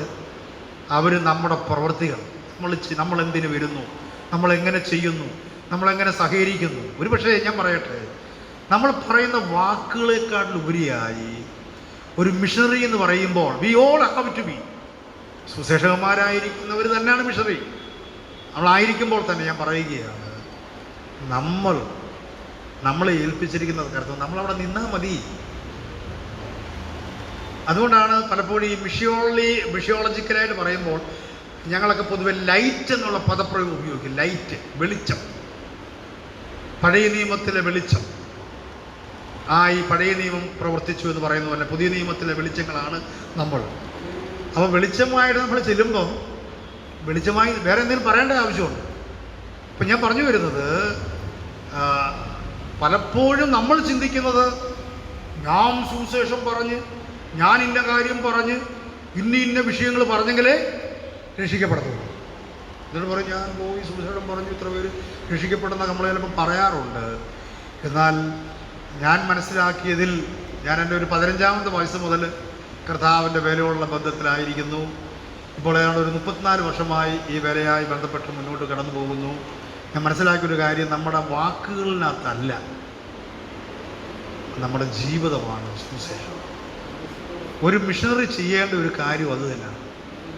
നമ്മൾ അവിടെ പോയി വലിയ സുവിശേഷം പറഞ്ഞില്ലെങ്കിലും, വലിയ തിയോളജി പറഞ്ഞില്ലെങ്കിലും, നമ്മളവിടെ പോകുന്നത്, ഞാൻ മുമ്പ് പറഞ്ഞില്ലേ, പോകുന്നത് തന്നെ ഒരു പക്ഷേ അവരെ നമ്മളിലൂടെ എന്ത് ചെയ്യാൻ പറ്റും? യേശു ക്രിസ്തുവിനെ കാണുവാനായിട്ട് ഇടയായിത്തീരും. അപ്പം മിസ്സിയോ എന്ന വാക്കിൻ്റെ അർത്ഥം ബൈബിളിൽ ആദ്യം മുതലേ കാണുന്നു. അതാണ് ഞാൻ പറഞ്ഞു വന്നത്. God came to the earth. ഇനി പുതിയ നിയമത്തിലേക്ക് വന്നു കഴിഞ്ഞാൽ പഴയ നിയമത്തിൽ മുഴുവനും ഒരു മിഷണറി ഗാഡ്, ഒരു മിഷണറി ദൈവം പഴയ നിയമത്തിൽ കാണുകയാണ്. അവർ തെറ്റ് ചെയ്ത് മാറിപ്പോയപ്പോൾ ഇവർ തിരിച്ചു പോയോ? ഇവരെ തേടി ആര് വന്നു? തോട്ടത്തിലേക്ക് ആദാമിനെ തേടി, ഹവ്വയെ തേടി, മനുഷ്യവർഗത്തെ തേടി കർത്താവ് വന്നിട്ട് ചോദിക്കുകയാണ്, വേറെ ആരെയോ ആഡം, എവിടെയാണ് നീ? എവിടെ? അപ്പോൾ ആ ഒരു ചിന്ത, ഒരു മിഷണറി മിഷൻ എന്നുള്ള ഒരു ആശയം പഴയ നിയമത്തിലും പുതിയ നിയമത്തിലും വ്യക്തമായിട്ട് നമുക്ക് കാണുവാനായിട്ട് കഴിയും. അപ്പോൾ പഴയ നിയമത്തിൽ അതുണ്ട്. അതാണ് ഞാൻ ചോദിച്ചത്. പഴയ നിയമത്തിലുണ്ട്, ധാരാളമുണ്ട്. ദൈവത്താൽ തിരഞ്ഞെടുക്കപ്പെട്ടതായ എത്രയോ ദൈവദാസന്മാർ പഴയ നിയമത്തിൽ നമ്മൾ പറഞ്ഞു വരുമ്പോൾ നമുക്കറിയാം. ആദാമിനെ ആ നിലയിൽ നിർത്തി. അതിനുശേഷമായിട്ട് പിന്നീട് ഹാനോക്ക് നമുക്ക് കാണുവാൻ കഴിയുന്നു. പിന്നെ ദൈവത്തോടു കൂടെ നടന്നു. അതിനുശേഷമായി നോഗയെക്കുറിച്ച് നമ്മൾ വായിക്കുന്നു. അതിനുശേഷമായി പിന്നീട് അബ്രഹാമിനെ കുറിച്ച് നമ്മൾ വായിക്കുന്നു. പിന്നീട് ഇസ്രയേൽ ജാതിയെക്കുറിച്ച് നമ്മൾ വായിക്കുന്നു. ഇസ്രയേൽ ജാതിയുള്ള ഇസ്രയേലിനെ കുറിച്ച് പഠിക്കുമ്പോൾ തന്നെ വിവിധ നിലകളിൽ രാജാക്കന്മാരായിട്ടും ന്യായാധിപന്മാരായിട്ടും പ്രവാചകന്മാരായിട്ടും പുരോഹിതന്മാരായിട്ടും ദൈവം പ്രത്യേകമായി ഓരോരുത്തരെ അവിടെ നിലനിർത്തിയതിൻ്റെ പിന്നിൽ ഈ ഒരു ആശയമുണ്ട്. ഏതാ? മിഷിയോളജി, മിഷൻ, ദൈവത്താൽ ഐക്യപ്പെട്ടവൻ എന്ന വാക്ക്. ഒരു പക്ഷേ ബൈബിളിൽ ഈ ഒരു വാക്ക് മിഷൻ എന്നുള്ള പദമില്ലെങ്കിലും ഈ ഒരു ആശയം പഴയ നിയമത്തിൽ നമുക്ക് പലപ്പോഴും പിന്നീട് പുതിയ നിയമത്തിലേക്ക് കടന്നു വരുമ്പോൾ ആ ഒരു വാക്ക് ഏതാണ്ട് 200-ലധികം പ്രാവശ്യം അപ്പോസ്തലോ എന്ന പദം, അതിൽ നിന്നാണ് അപ്പോസ്തലൻ മലയാളം ഉണ്ടായത്. അപ്പോസ്തലോസ്, അപ്പോസ്തിൽ, അപ്പോസ്തലോ എന്ന പദം, അപ്പോസ്തൽ, അപ്പോസ്തലോസ്, അപ്പോസ്തലോ എന്നുള്ള പദം, ഇതെല്ലാം ഗ്രീക്ക് വാക്കുകളാണെങ്കിലും മലയാളത്തിൽ അപ്പോസ്തൽ, അപ്പോസ്തലൻ, ഐക്യപ്പെടുകൻ, ഐക്യപ്പെട്ടവൻ, ഐക്യപ്പെടുന്നവൻ. നമുക്കറിയാം, എൻ്റെ വാക്ക് നമുക്കറിയാം, എൻ്റെ അർത്ഥം നമുക്കറിയാം. ഐക്യപ്പെടുക. അപ്പോൾ അപ്പോ എന്ന് പറഞ്ഞു കഴിഞ്ഞാൽ നിന്ന്, സ്റ്റെല്ലോ എന്ന് പറഞ്ഞാൽ ഐക്യുക, അപ്പോസ്തലോസ്, ഐക്യപ്പെടുക. നിന്ന് ഐക്യുക എന്ന് പറയുമ്പോൾ ഒരാൾ ഐക്യുക. നമ്മളെല്ലാവരും ഒരു നില പറഞ്ഞു കഴിഞ്ഞാൽ ദൈവസഭ, ദൈവമക്കൾ, നമ്മളെല്ലാവരും ഐക്യപ്പെട്ടവരാണ്. ആ നിലയിൽ ആ ഒരു വാക്ക് അപ്പോസ്തലൻ എന്നുള്ള വാക്ക് മിഷൻ എന്ന വാക്കുമായി വളരെ ബന്ധമുണ്ട്. അപ്പോൾ പുതിയ നിയമത്തിലും പഴയ നിയമത്തിലും ഈ ഒരു വാക്കില്ലെങ്കിലും ഈ ആശയമായുള്ള ബന്ധമാണ് അപ്പോസ്റ്റൽ എന്ന പദപ്രയോഗത്തിന് കാണുവാൻ കഴിയുന്നത്. നമുക്കറിയാം, നമ്മുടെ കർത്താവ് ഏതാണ്ട് 10-70 പേരിൽ നിന്നാണ് പിന്നീട് 12 അപ്പോസ്തലന്മാരെ തിരഞ്ഞെടുത്തത്. അപ്പോൾ ഈ നമ്മൾ ചില സമയത്തൊക്കെ ചോദിക്കുമ്പോഴേ എല്ലാവരും 12 ശിഷ്യന്മാരെന്നാണ് പറയാറുള്ളത്, അല്ലേ? പക്ഷെ ഞാനത് കറക്റ്റ് ചെയ്യാറുണ്ട് പലപ്പോഴും. 12 ശിഷ്യന്മാരല്ല കർത്താവിനുണ്ടായിരുന്നു. കർത്താവിന് എത്രയോ ശിഷ്യന്മാർ, 12 അവരിൽ നിന്നും 12 അപ്പോസ്തലന്മാരെ തിരഞ്ഞെടുത്തു. അതിൽ ആ ഒരു വാക്ക് അവരെ കർത്താവ് തിരഞ്ഞെടുത്ത ആ ഒരു പദപ്രയോഗമാണ് യഥാർത്ഥത്തിൽ ഈ മിഷനുമായി ബന്ധപ്പെട്ട് കിടക്കുന്ന വാക്ക്. ശിഷ്യന്മാർ, ഡിസൈപ്പിൾസ് എന്നുള്ള പദം അനവധി 300-ലധികം പ്രാവശ്യം ബൈബിളിൽ കാണുന്നുണ്ട്. എന്നാൽ അപ്പോസ്തലോസ്, അപ്പോസ്തൽ എന്നുള്ള പദപ്രയോഗം നമുക്ക് ധാരാളമായി കാണുവാൻ കഴിയുന്നില്ല. എന്നാൽ അത് ഒരു പ്രത്യേക നിയോഗത്തിനായി, അല്ലേ? മറ്റുള്ള അപ്പോസ്തലന്മാരൊന്നും കർത്താവിനോട് കൂടെ ഈ 3.5 വർഷം മറ്റുള്ള ശിഷ്യന്മാരൊന്നും ഇല്ലായിരുന്നു, ഒരു വന്നും പോയി നിന്നു. എന്നാൽ ഈ 12 അപ്പോസ്തലന്മാർ ആദ്യം മുതലേ ഉണ്ടായിരുന്നു, അല്ലേ? അങ്ങനെ നമ്മൾ വായിക്കുന്നത് തുടക്കം മുതലേ ഉണ്ടായിരുന്നു. അവസാനമായപ്പോൾ യൂദാ ഇസ്കരിയോത്ത് പോയെങ്കിൽ പോലും പിന്നീട് ഒരാളെ തിരഞ്ഞെടുത്തു, അല്ലെങ്കിൽ ദൈവത്താൽ നിയോഗിക്കപ്പെട്ട പൗലോസ് ആ ഭാഗത്തേക്ക് വന്നു എന്നൊക്കെ നമ്മൾ മനസ്സിലാക്കാം. എന്നാൽ ഈ 12 പേരെന്ന് പറയുന്നത് ഡിസൈപ്പിൾസിൽ നിന്നും ശിഷ്യന്മാരിൽ നിന്നും വ്യത്യസ്തമായ നിലയിൽ ദൈവത്താൽ തിരഞ്ഞെടുക്കപ്പെട്ട 12 പേരായിരുന്നു. അപ്പോൾ അവരുടെ പ്രത്യേകത നമ്മൾ വായിക്കുമ്പോൾ, ഒന്ന്, കർത്താവിനോട് കൂടെ അവർ വസിച്ചു, ജീവിച്ചു. 2, കർത്താവ് കഴിച്ച ഭക്ഷണം അവരും കഴിച്ചു, അല്ലേ? ആ കൾച്ചറിലേക്ക്, കർത്താവിൻ്റെ കൾച്ചറിലേക്ക് അവർ വന്നു.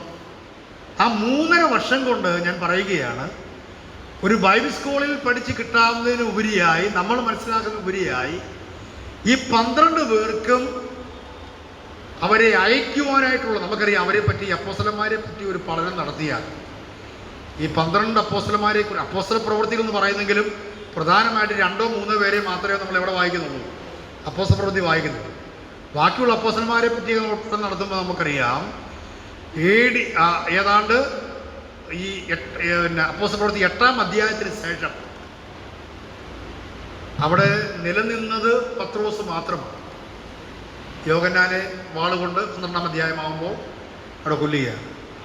പിന്നെ ജെയിംസ് എന്ന് പറയുന്ന യാക്കോബ്, യേശു ക്രിസ്തുവിൻ്റെ അർത്ഥ സഹോദരനായ യാക്കോബാണ് അവിടെ ഉള്ളത്. പിന്നെ യോഹന്നാൻ, പത്രോസ്, അതുപോലെ ഇവർ രണ്ടുപേരും വെച്ച് ബാക്കിയുള്ളവരെ പറ്റി ഒന്നും നമ്മൾ വായിക്കുന്നുണ്ടോ? വേറെ ഏതെങ്കിലും അപ്പോസ്തലന്മാരെ കുറിച്ച് അപ്പോസ്തല പ്രവൃത്തി വായിക്കുന്നുണ്ടോ? ഇല്ല. അപ്പോൾ 8-ാം അധ്യായം കഴിയുമ്പോൾ അതാണ് നമ്മൾ മനസ്സിലാക്കുന്നത്, അവരോരോ സ്ഥലങ്ങളിലേക്കും ദൈവത്താൽ ഐക്യപ്പെടുകയാണ് ചെയ്യുന്നത്. അവരൈക്യപ്പെടുകയാണ്. 3.5 വർഷം. അതെ 3.5 വർഷം കർത്താവിനോട് ചേർന്ന് നടന്ന് ദൈവദിനം പഠിച്ച് മനസ്സിലാക്കി. അപ്പോൾ ദൈവസഭ രൂപീകരിക്കപ്പെട്ടിട്ടില്ല. ദൈവസഭ ആ സമയത്ത് അതിനു വേണ്ടിയുള്ള എല്ലാ കാര്യങ്ങളൊക്കെ പകർന്നു കൊടുത്ത് 50-ാം കർത്താവ് ഉയർത്തെഴുന്നതിന് ശേഷം 50-ാം ദിവസം അപ്പോസ്തല പ്രവർത്തനങ്ങൾ വായിക്കുന്ന 2-ാം അധ്യായത്തിൽ പെന്തക്കോസ്ത് നാളിൽ പരിശുദ്ധാത്മാവ് വരുന്ന അവസരത്തിൽ സഭാ രൂപീകരണത്തോടുള്ള ബന്ധത്തിൽ നമ്മൾ മനസ്സിലാക്കുന്നൊരു കാര്യമുണ്ട്. അവർ പിന്നീട് ഐക്യപ്പെടുകയുണ്ടായി. ഓക്കെ, അവർ 12 പേരെ ശിഷ്യന്മാരിൽ നിന്നും വേർതിരിച്ച് അപ്പോസ്തലന്മാരായിട്ട് തന്നെയാണ് കർത്താവിൻ്റെ കൂടെ ഉണ്ടായത്. ആ അപ്പോസ്തലന്മാരാണ് പിന്നീട് ദൈവസഭയുടെ ശക്തമായ ദൈവസഭയ്ക്ക് വേണ്ടി ഫൗണ്ടേഷനായി തീർന്നത്. അതിലൊരാളാണല്ലോ ഇന്ത്യയിലേക്ക് വന്ന് എന്ന് പറയപ്പെടുന്നു. കാരണം അതിനൊന്നും എഴുതപ്പെട്ട ഇല്ല, ഓറൽ സോങ്സ് ഒക്കെ ഉണ്ട്, ചില പാട്ടുകളൊക്കെ ഉണ്ട്. ഇവിടെ തോമസ് ലീഗ വന്നെന്നൊക്കെ ഉള്ളത്, ഏഴരപ്പള്ളി എന്നൊക്കെ പറഞ്ഞുള്ള പല പാട്ടുകളുണ്ടെങ്കിലും അത് ബൈബിൾ പ്രത്യേകിച്ച് ഈ ചർച്ചീസിന് പഠിക്കുമ്പോൾ നിങ്ങൾക്ക് അതിനെപ്പറ്റിയുള്ള കുറച്ച് ആശയങ്ങൾ കിട്ടും. അപ്പോൾ ഞാൻ പറഞ്ഞു വരുന്നതിന് കാരണം, ദൈവത്താൽ ഐക്യപ്പെട്ടവരായി അവരോരോരുത്തരും മാറി. ആ 8-ാം അധ്യായം കഴിഞ്ഞ് കഴിയുമ്പോഴത്തേന് പിന്നെ ഇവരെ ആരും കാണുന്നത് 8-ാം അധ്യായം വരെ ഒരുപക്ഷെ ഇവരൊക്കെ അവിടെ തന്നെ ഉണ്ടായിരുന്നേക്കാം. എന്നാൽ 8-ാം അധ്യായത്തിന് ശേഷം അവിടെ ചിതറിപ്പോയി എന്ന് പറയുമ്പോൾ അവരെല്ലാം ഓരോ സ്ഥലങ്ങളിലേക്ക് പോകുവാനായിട്ട് ഇടയായിത്തീർന്നു. അപ്പോൾ ഈ വാക്കിൻ്റെ അർത്ഥം, അപ്പോസ്തലോ എന്ന വാക്കിൻ്റെ അർത്ഥം, അപ്പോ എന്ന വാക്കിൻ്റെ അർത്ഥം നിന്ന്, സ്ഥലോ എന്ന വാക്കിൻ്റെ അർത്ഥം അയക്കുക എന്ന് പറഞ്ഞു കഴിഞ്ഞാൽ ഒരു സ്ഥലത്ത് നിന്ന് മറ്റൊരിടത്തേക്ക് അയക്കുന്ന വ്യക്തിയാണ് അപ്പോസ്തലൻ. ഇനി ആ വാക്ക് അപ്പോസ്തലൻ എന്നുള്ള വാക്കിനോട് ചേർന്ന് വേണമെങ്കിൽ ബ്രാക്കറ്റ് നമുക്ക് കൊടുക്കാം. ഒരു സ്ഥലത്ത് നിന്ന് മറ്റൊരു സ്ഥലത്തേക്ക് ദൈവിക നിയോഗപ്രകാരം അയക്കുന്ന വ്യക്തിയെയാണ് മിഷണറി എന്ന് പറയുന്നത്, ദൗത്യ നിർവഹകൻ എന്ന് പറയപ്പെടുന്നത്. പുതിയ നിയമത്തിൽ നമുക്ക് പലരെയും അപ്പോസ്തലന്മാരായിട്ട് കാണുവാനായിട്ട് കഴിയുന്നുണ്ട്, അല്ലേ? പല വാക്യങ്ങൾ നമ്മൾ വായിക്കുമ്പോൾ പൗലോസ്, ബർണബാസ്, ആന്ത്രോനിക്കസ്, ജൂനിയ, പേര് പറയാത്ത ചിലർ, അതുപോലെ ശീലാസ്, തിമോത്തിയോസിനെ കുറിച്ചൊക്കെ പല ആൾക്കാരെ പറ്റി പറയുന്നു. വ്യാജ അപ്പോസ്തലന്മാരെ കുറിച്ച് പറയുന്നു. അപ്പോൾ ഈ ഒരു പദപ്രയോഗം രണ്ടായിട്ടാണ് ഉപയോഗിച്ചിരിക്കുന്നത് ബൈബിളിൽ. 12 അപ്പോസ്തലന്മാരെന്നുള്ള ആ ഒരു ആശയം യേശു ക്രിസ്തുവിനാൽ വിളിച്ച് വേർതിരിക്കപ്പെട്ടവരും ക്രിസ്തുവിനെ കണ്ടവരും ആ പ്രവൃത്തികൾ മനസ്സിലാക്കിയതുമായ അവർ ദൈവത്താൽ അയക്കപ്പെട്ടു. എന്നാൽ അതിനൊരു മറ്റൊരർത്ഥം കൂടെ ഉണ്ട്. അക്ഷരീയമായ നിലയിൽ, ആത്യന്തികമായ നിലയിൽ, അക്ഷരീയമായ നിലയിൽ 12 അപ്പോസ്തലന്മാർ മാത്രം ആണ് തിരുവെഴുത്തിൽ പറയപ്പെട്ടിരിക്കുന്നത്. അതൊരു പക്ഷേ പൗലോസിനും കൂടെ ചേർത്താണ് എന്നൊക്കെയുള്ള ചില വ്യത്യസ്തങ്ങളായ സാഹചര്യങ്ങളുണ്ട് അതിനകത്ത്. എങ്കിലും 12 പേരെന്ന് പറയുമ്പോൾ അതിൻ്റെ ഒരു ആത്മീയ ആശയത്തിൽ നമ്മളെല്ലാവരും അപ്പോസ്തലന്മാരാണ്, മിഷണറിമാരാണ്. നമ്മളെല്ലാവരും മിഷണറിമാരാണെന്ന് പറഞ്ഞു കഴിഞ്ഞാൽ ദൈവവചനം പറയുവാനായിട്ട് പോകുന്ന എല്ലാവരും അപ്പോസ്തലന്മാരാണ്. മറ്റൊരു സുവിശേഷന്മാരാണെന്ന് ഒരു ഭാഗത്ത് പറയാം. എന്നാൽ എല്ലാവരും സുവിശേഷന്മാരാണെന്ന് പറയുമ്പോൾ തന്നെ സുവിശേഷ പ്രവർത്തനത്തിനായി ദൈവത്താൽ നിയോഗിക്കപ്പെട്ടവരുണ്ട്. എല്ലാവരും സുവിശേഷം പറയണം, പക്ഷേ എല്ലാവരും സുവിശേഷകരല്ല. സുവിശേഷകരെന്ന് പറയുമ്പോൾ തന്നെ എല്ലാവരും എൽഡേഴ്സ് അല്ല. എന്നാൽ ദൈവത്താൽ നിയോഗിക്കപ്പെട്ട ആളുകൾ, തിരഞ്ഞെടുക്കപ്പെട്ടു. അപ്പോൾ എല്ലാവരും അപ്പോസ്തലന്മാരല്ല. അപ്പോസ്തലത്വം പഴയ പുതിയ നിയമത്തോടുള്ള ബന്ധത്തിൽ അവിടെ ആ ഒരു നിലയിൽ അവിടെ നിൽക്കുന്നുവെങ്കിൽ തന്നെയും തുടർന്ന് വരുന്ന ആളുകളെല്ലാവരും ഒരു ആത്മീയ അർത്ഥത്തിലൂടെ നമ്മളെല്ലാവരും ആരാണ്? അപ്പോസ്തലന്മാരാണ്. അപ്പോസ്തലന്മാരും പ്രവാചകന്മാരും എന്നുള്ള ആശയം, ആ രണ്ട് ഗ്രൂപ്പുകൾ അതിൻ്റെ ആത്മീയ തലത്തിൽ ഇന്നും അപ്പോസ്തലന്മാരായും ഐക്യപ്പെട്ടവരായും ദൈവവചനം പ്രസംഗിക്കുന്നവരെ പ്രവാചകന്മാരായിട്ടും ആ ഒരാശയത്തിൽ ഇന്നും തുടർമാനമായി വരുന്നു. പിന്നീട് നമ്മൾ വായിക്കുന്നു സുവിശേഷകന്മാരായും അതുപോലെ ഇടയന്മാരായും ഉപദേശന്മാരായും ദൈവം തിരഞ്ഞെടുത്തിരിക്കുന്നു. 4:11 എഫെസ്യ ലേഖനം 4-ാം അധ്യായം 11-ാം വാക്യം. അപ്പോൾ ഞാൻ പറഞ്ഞു വരുന്നത് ഇതിൻ്റെ ഒരു നിർവചനം അർത്ഥം നമ്മൾ മനസ്സിലാക്കുമ്പോൾ, ദൗത്യീകരണത്തിൻ്റെ അർത്ഥത്തെക്കുറിച്ച് നമ്മൾ മനസ്സിലാക്കുമ്പോൾ ഈ ഒരു വാക്ക് വന്നത് അർത്ഥം അയക്കുക എന്നാണ് ഈ വാക്കിൻ്റെ അർത്ഥം. അതിന് ഇച്ചിരൂടെ വ്യക്തമായി പറഞ്ഞാൽ ഒരു സ്ഥലത്ത് നിന്ന് മറ്റൊരിടത്തേക്ക് അയക്കുന്ന വ്യക്തിയാണ് അപ്പോസ്തലൻ. ആ വ്യക്തി അവിടെ എന്തെങ്കിലും പ്രത്യേക കാര്യങ്ങൾ ചെയ്യാൻ അയച്ചിരിക്കുന്നു എന്നുള്ളതാണ് പുതിയ നിയമത്തിലെ അപ്പോസ്തലത്വത്തിൻ്റെ പ്രത്യേകത എന്ന് പറയുന്നത്. ഒരു പ്രത്യേക കാര്യം നിർവഹിക്കാൻ ആരെങ്കിലുമൊക്കെ എവിടെയെങ്കിലും പോയി അവരെ അപ്പോസ്തലൻ എന്ന് വിളിക്കാൻ പറ്റുമോ? പ്ലീസ് ഇല്ല. അപ്പോൾ നമ്മൾ ചിന്തിക്കുമ്പോൾ ബൈബിൾ ആശയത്തിൽ ദൈവത്താൽ പ്രത്യേക കാര്യത്തിന് നിയോഗിക്കപ്പെട്ട പ്രിയപ്പെട്ടവരെയാണ് മിഷനറിമാർ ഓർ അപ്പോസ്തലന്മാർ, അപ്പോസ്തലോ എന്നുള്ള പദപ്രയോഗം അവിടെ ഉപയോഗിക്കുന്നത്. എന്നാൽ മിഷനറി എന്ന വാക്ക് അപ്പോസ്തലൻ എന്ന വാക്കിൽ നിന്നാണ് ഉണ്ടായതെന്ന് നമ്മൾ പറയുകയുണ്ടായി. അതിൻ്റെ ആശയം നമ്മൾ പറഞ്ഞു. ഒരു അപ്പോസ്തലൻ ദൂരെ ഒരു സ്ഥലത്തേക്ക് പോയി അവിടെ എന്തെങ്കിലും ചെയ്യാൻ നിയമിക്കപ്പെട്ടിരിക്കുന്നു. അതാണ് അതിൻ്റെ ആ കറക്റ്റ് പദപ്രയോഗം. മിഷനറി എന്നുള്ള വാക്കുകൊണ്ട് ഉപയോഗിക്കുന്നത് അയക്കുക. ഒരു അപ്പോസ്തലൻ, ഒരു വ്യക്തി ദൂരെ ഒരു സ്ഥലത്തേക്ക് പോയി അവിടെ എന്തെങ്കിലും ചെയ്യാൻ നിയമിക്കപ്പെട്ടിരിക്കുന്നു എന്നതുകൊണ്ടാണ്.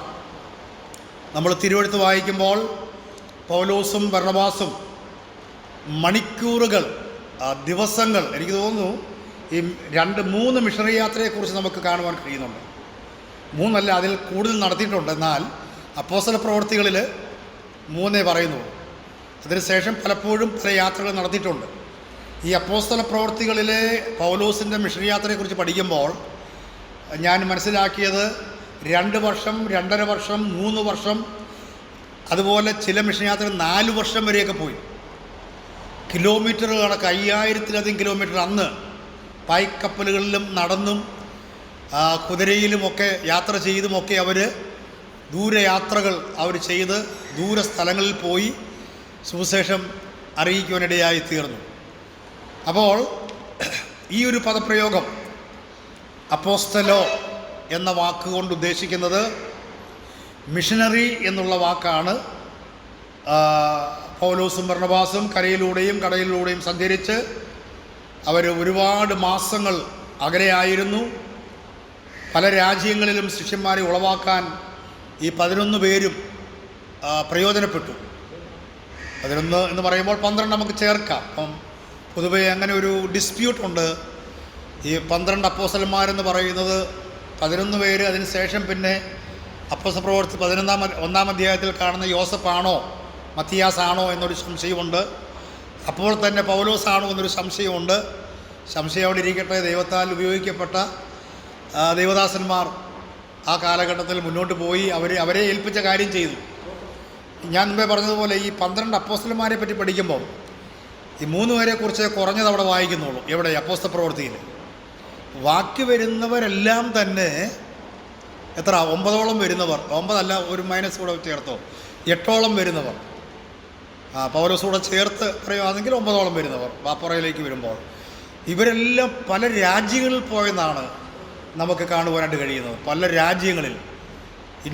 ഇന്ത്യയിൽ വരുന്നതിന് മുമ്പ് തോമസ് നടന്ന് ഇന്ത്യക്ക് മുമ്പ് അന്ന് ഇന്ത്യയോട് ചേർന്ന് നടക്കുന്ന പാകിസ്ഥാൻ്റെ ഭാഗങ്ങളിലൊക്കെ, അങ്ങനെയൊക്കെയുള്ള കാശ്മീരിൻ്റെ ഭാഗങ്ങളിലൊക്കെ യാത്ര ചെയ്തിട്ടുണ്ടെന്നൊക്കെ പറയപ്പെടുന്നു. ഇതിനൊന്നും റിട്ടൺ ഡോക്യുമെൻറ്റ്സ് ഇല്ല. ചർച്ച് ഹിസ്റ്ററി പഠിക്കുമ്പോൾ നമുക്കറിയാം. അങ്ങനെ ഓരോ അപ്പോസ്തലന്മാരും അവർ നിയോഗിക്കപ്പെട്ടവരായിരുന്നു. അവർ suppose to be in some places, ചില സ്ഥലങ്ങളിൽ അവരായിരിക്കണം എന്നുള്ള നിയോഗത്താൽ ദൈവം അവരെ അയച്ചു, ആ നിലകളിൽ പോകുന്നു. ഇന്നും ആ നിലയിൽ തന്നെ നമ്മൾ പറഞ്ഞതുപോലെ ദൈവം പലരെയും പല സ്ഥലങ്ങളിലും ഉപയോഗിക്കുന്നു എന്ന് കാണുവാനായിട്ട് സാധിക്കുക. ഒരു കാര്യം കൂടെ ഇതിനോട് ചേർത്ത് പറയാൻ തൊക്കണം ആഗ്രഹിക്കുന്നത്, ഒരു ശിഷ്യനെ ഉണ്ടാക്കാൻ അല്ലെങ്കിൽ ഉളവാക്കാനായിട്ട് സമയമെടുക്കും. മേക്ക് ഡിസൈപ്പിൾ എന്നാണ് കർത്താവ് പറഞ്ഞത്. അപ്പോൾ ഈ കർത്താവ് പറഞ്ഞ ആ ഗ്രേറ്റ് കമ്മീഷൻ്റെ അതിൽ യഥാർത്ഥ ആശയം എന്ന് പറഞ്ഞു കഴിഞ്ഞാൽ you have to be missionaries എന്നുള്ള ആശയമാണ്. സുവിശേഷകൻ എന്നുള്ള പദപ്രയോഗം അതിനോട് ചേർന്ന് വരുന്നതാണ്. നമ്മളിതിന് ശേഷം അതിനെപ്പറ്റി ഒന്ന് ചിന്തിക്കും. എന്നാലും പൊതുവേ, കാരണം എന്താ കർത്താവ് പറഞ്ഞത്? ആകയാൽ നിങ്ങൾ പുറപ്പെട്ട്, മലയാളത്തിൽ സ്നാനപ്പെടുത്താനാണ് പറഞ്ഞതൊക്കെയുന്നത്. എന്നാൽ അതിൻ്റെ കറക്റ്റായിട്ടുള്ള അതിൻ്റെ ഫോർമാറ്റിൽ, അതിൻ്റെ ഡോക്യുമെൻറ്റ്സിൽ, അതിൻ്റെ മൂലഭാഷയിൽ നിങ്ങൾ പോകണം, നിങ്ങൾ ശിഷ്യന്മാരാക്കണം, അവരെ പഠിപ്പിക്കണം, അവർക്ക് സ്നാനം കൊടുക്കണം. അത് രണ്ടും തിരിഞ്ഞും മറിഞ്ഞും വരുന്നുണ്ട്. ചിലയിടത്ത് അവരെ സ്നാനം കൊടുക്കണം, പഠിപ്പിക്കണം. പക്ഷേ ആദ്യമേ എന്ത് ചെയ്യണം? You have to make the disciple എന്നുള്ള പദപ്രയോഗമാണ്. അപ്പോൾ യു മേക്ക് ദ ഡിസൈപ്പിൾ എന്ന് പറയുന്നത് ഇന്ന് ഏറ്റവും പ്രധാനമായിട്ട് അത് ചെയ്യുന്നത് മിഷണറിമാരാണ്. ഇന്നത്തെ ഇവാഞ്ചലിസ്റ്റ് എന്ന് പറയുമ്പോൾ ചെയ്യുന്നില്ല എന്നല്ല, ആ ആശയത്തിനകത്ത് ഇങ്ങനെയാണ് കൂടുതലും. സ്ഥലങ്ങളിൽ പോകുന്നു, കാര്യങ്ങൾ ചെയ്യുന്നു, അത് കഴിഞ്ഞ് മറ്റുള്ള സ്ഥലത്തേക്ക് പോകുന്നു, അങ്ങനെ ഓരോ സ്ഥലങ്ങളിലേക്ക് പോയി സുവിശേഷം അറിയിക്കുന്നു എന്ന ആശയമാണ്.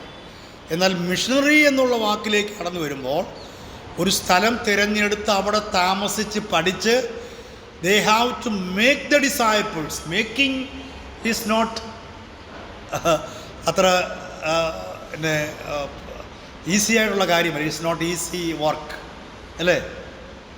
ഒരിടത്ത് താമസിക്കുക, അവിടുത്തെ കൾച്ചർ മനസ്സിലാക്കുക, അവരുമായിട്ട് സഹകരിക്കുക, അവരെ മേക്ക് ചെയ്യുക, അവരെ ദൈവവചനം പഠിപ്പിക്കുക, അഭ്യസിപ്പിക്കുക, അവരെ അവിടുത്തെ ലീഡേഴ്സായിട്ട് നിർത്തിയതിന് ശേഷം അടുത്ത സ്ഥലങ്ങളിലേക്ക് പോകുക എന്നുള്ള ആ ഒരു പ്രധാനപ്പെട്ട ആശയമാണ് മിഷണറി എന്നുള്ള വിഷയത്തിൽ കാണുവാനായിട്ട് സാധിക്കുന്നത്. ഒരു അപ്പോസ്തലനെ സംബന്ധിച്ച് അല്ലെങ്കിൽ ഒരു മിഷണറിയെ സംബന്ധിച്ച് പല ജോലികളുണ്ട്. ഒന്ന്, പ്രഘോഷണം, ദൈവവചനം പറയണം. രണ്ട്, പഠിപ്പിക്കണം. He has to teach, preach, teach and ഷെപ്പേഡിങ്.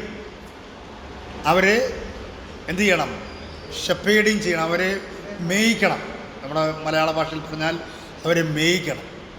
അപ്പോൾ ഈ മൂന്ന് കാര്യങ്ങൾ ചെയ്യേണ്ടത് തീർന്നില്ല. മിഷണറിമാരെന്ത് ചെയ്യണമെന്നറിയാമോ? ചില സ്ഥലങ്ങളിൽ ചെന്നാൽ അവിടെയുള്ള ആളുകളുടെ ലാംഗ്വേജിലേക്ക് തിരുവെഴുത്തുകൾ എന്ത് ചെയ്യണം? ബൈബിൾ വിവർത്തനം ചെയ്യണം. നമുക്കറിയാം, നമ്മുടെ ഒരു സഹോദരൻ പി ടി തോമസ് എന്ന് പറഞ്ഞ ഒരു സഹോദരൻ കേട്ടിട്ടുണ്ടായിരിക്കും. ആ സഹോദരൻ എനിക്ക് തോന്നുന്നു യു പിയിലാണെന്ന് എനിക്ക് തോന്നുന്നു, അത് മധ്യപ്രദേശിലോ. അവിടെ പോയി ഒരു പ്രത്യേക സ്ഥലത്ത് തൻ്റെ സാക്ഷ്യം ഞാൻ കേട്ടിട്ടുണ്ട്. എൻ്റെ സഹോദരൻ്റെ അനുജൻ പി ടി ചാക്കോയുടെ മോൻ എന്നോട് പഠിച്ചാണ്. പുള്ളി ഇപ്പോൾ മേഘാലയയിൽ പ്രവർത്തിച്ചുകൊണ്ടിരിക്കുന്നു. തോമസ് എന്ന് പറഞ്ഞൊരു സഹോദരൻ മേഘാലയയിൽ. അപ്പോൾ ഞാൻ അത് കേട്ടിട്ടുണ്ട്. താൻ അവിടെ പോയി, അവിടെ ചെല്ലുമ്പോൾ അവിടേക്ക് ആ ട്രൈബിലേക്കൊന്നും എല്ലാവരെയും കയറ്റിവിടത്തില്ല. ഫാൻസും ഷർട്ടും ഒന്നും ഇട്ടുകൊണ്ടൊന്നും അവിടെ ചെല്ലാൻ പറ്റത്തില്ല. അപ്പോൾ അവിടെ ഉള്ളവരെല്ലാം താൻ പറഞ്ഞതനുസരിച്ച് അവിടുത്തെ രീതിയിലുള്ള വസ്ത്രധാരണമാണ്. വസ്ത്രധാരണമൊന്നും ഇല്ല എന്ന് വേണമെങ്കിൽ പറയാം. അപ്പോൾ ഈ സഹോദരൻ എന്ത് ചെയ്യുന്നറിയാമോ? അകത്ത് ഷർട്ടി മാത്രം ഇട്ടിട്ട് പ്രത്യേക നിലയിൽ അവർ ചെയ്യുന്നത് പോലുള്ള ചില വൃക്ഷങ്ങളിൽ നിന്നുള്ള ചില ഇത് വെച്ച് ഉണ്ടാക്കിയ ചില സൈസിലെ ഉടുപ്പല്ല, ഇങ്ങനെ മറയ്ക്കാനായിട്ടുള്ള ചില തുണിയെന്നും പറയാൻ പറ്റത്തില്ല. അപ്പോൾ അതൊക്കെ ഉപയോഗിച്ച് താൻ അവിടെ പോവുകയും അവർക്ക് കൂടെ താമസിക്കുകയും, അവർക്ക് ലിപിയില്ല, അവരെന്തോ സംസാരിക്കുന്നു, അവർക്ക് എഴുത്തില്ല.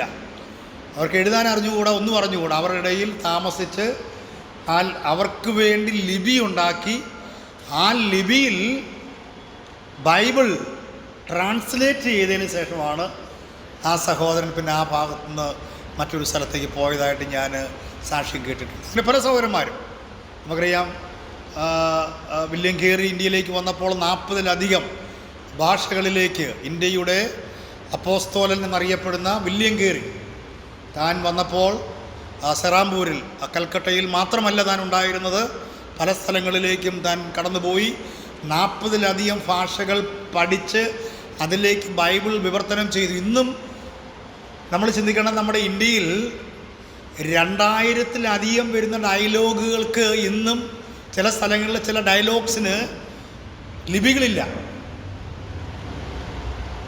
അതിന് ഞാൻ പോയിട്ടുണ്ട് ചില സ്ഥലങ്ങളിൽ, അവിടെ ഒന്നും ലിപികളില്ല. ചില ഉൾഗ്രാമങ്ങളിൽ ഞാൻ ഒരു പ്രാവശ്യം UP-യിൽ ഒരു സ്ഥലത്ത് ചെന്നപ്പോൾ അവിടെ ഇതേ കാര്യം ഞാൻ ശ്രദ്ധിക്കുകയുണ്ടായി. അവർക്ക് സംസാരിക്കാൻ എന്തോ ഒരു ഭാഷയുണ്ട്, പക്ഷേ അവർക്ക് എഴുതാനും വായിക്കാനും, പിന്നെ അവർ ഹിന്ദി അത് പഠിക്കാനായിട്ട് വേറെ ദൂര സ്ഥലങ്ങളിൽ പോകണം. അങ്ങനെ ആരും അങ്ങനെയൊന്നും പോകത്തില്ല. അങ്ങനെയുള്ള സ്ഥലങ്ങൾ ഇന്ത്യയിലുണ്ട്, അതുപോലെ ആഫ്രിക്കൻ രാജ്യങ്ങളിലുണ്ട്. ഞാൻ ഒരു 2-3 മാസത്തിന് മുമ്പ് ഞാൻ ഉഗാണ്ട, അതുപോലെ കെനിയ, കോങ്കോങ് എന്ന് പറയുന്ന 3 രാജ്യങ്ങളിൽ പോയി. അപ്പോൾ അവിടെ ഇന്ത്യയിലായിട്ടുള്ള സ്ഥലങ്ങളിലാണ് പോയത്. ഉഗാണ്ടയിലെ ചില ഉൾഗ്രാമങ്ങളിൽ, കെനിയയുടെ ചില ഉൾഗ്രാമങ്ങളിൽ ഞാൻ എപ്പോഴും ആഗ്രഹിക്കുന്നത് പോയി പ്രസംഗിക്കുക എന്നുള്ളതല്ല, പ്രവർത്തിക്കുക എന്നുള്ളതായതുകൊണ്ട് ഞാൻ അവിടെ പോയപ്പോൾ ഞാൻ മനസ്സിലാക്കിയ കാര്യം, അവർക്ക് ലാംഗ്വേജ് ഇല്ല. ഇതുമായിട്ട് ബന്ധപ്പെട്ടൊരു വിഷയമായിട്ടാണ് ഞാനിത് പറയുന്നത്.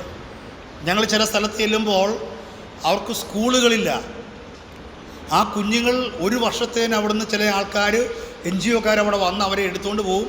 ഒരു വർഷം പഠിച്ചതിന് ശേഷം 1 മാസം കൊണ്ട് വീട്ടിൽ വിടും. പിന്നീട് ഇനി പഠിക്കാൻ ആഗ്രഹിക്കുന്ന ആൾക്കാരില്ല, കാശില്ല. പിന്നെ എങ്ങനെ അവർ ജീവിക്കുന്നു വെച്ച് കഴിഞ്ഞാൽ അവർക്കുള്ള സാധനങ്ങൾ, കൂടുതലും കപ്പ കൃഷി അവർക്ക് ധാരാളമുണ്ട്.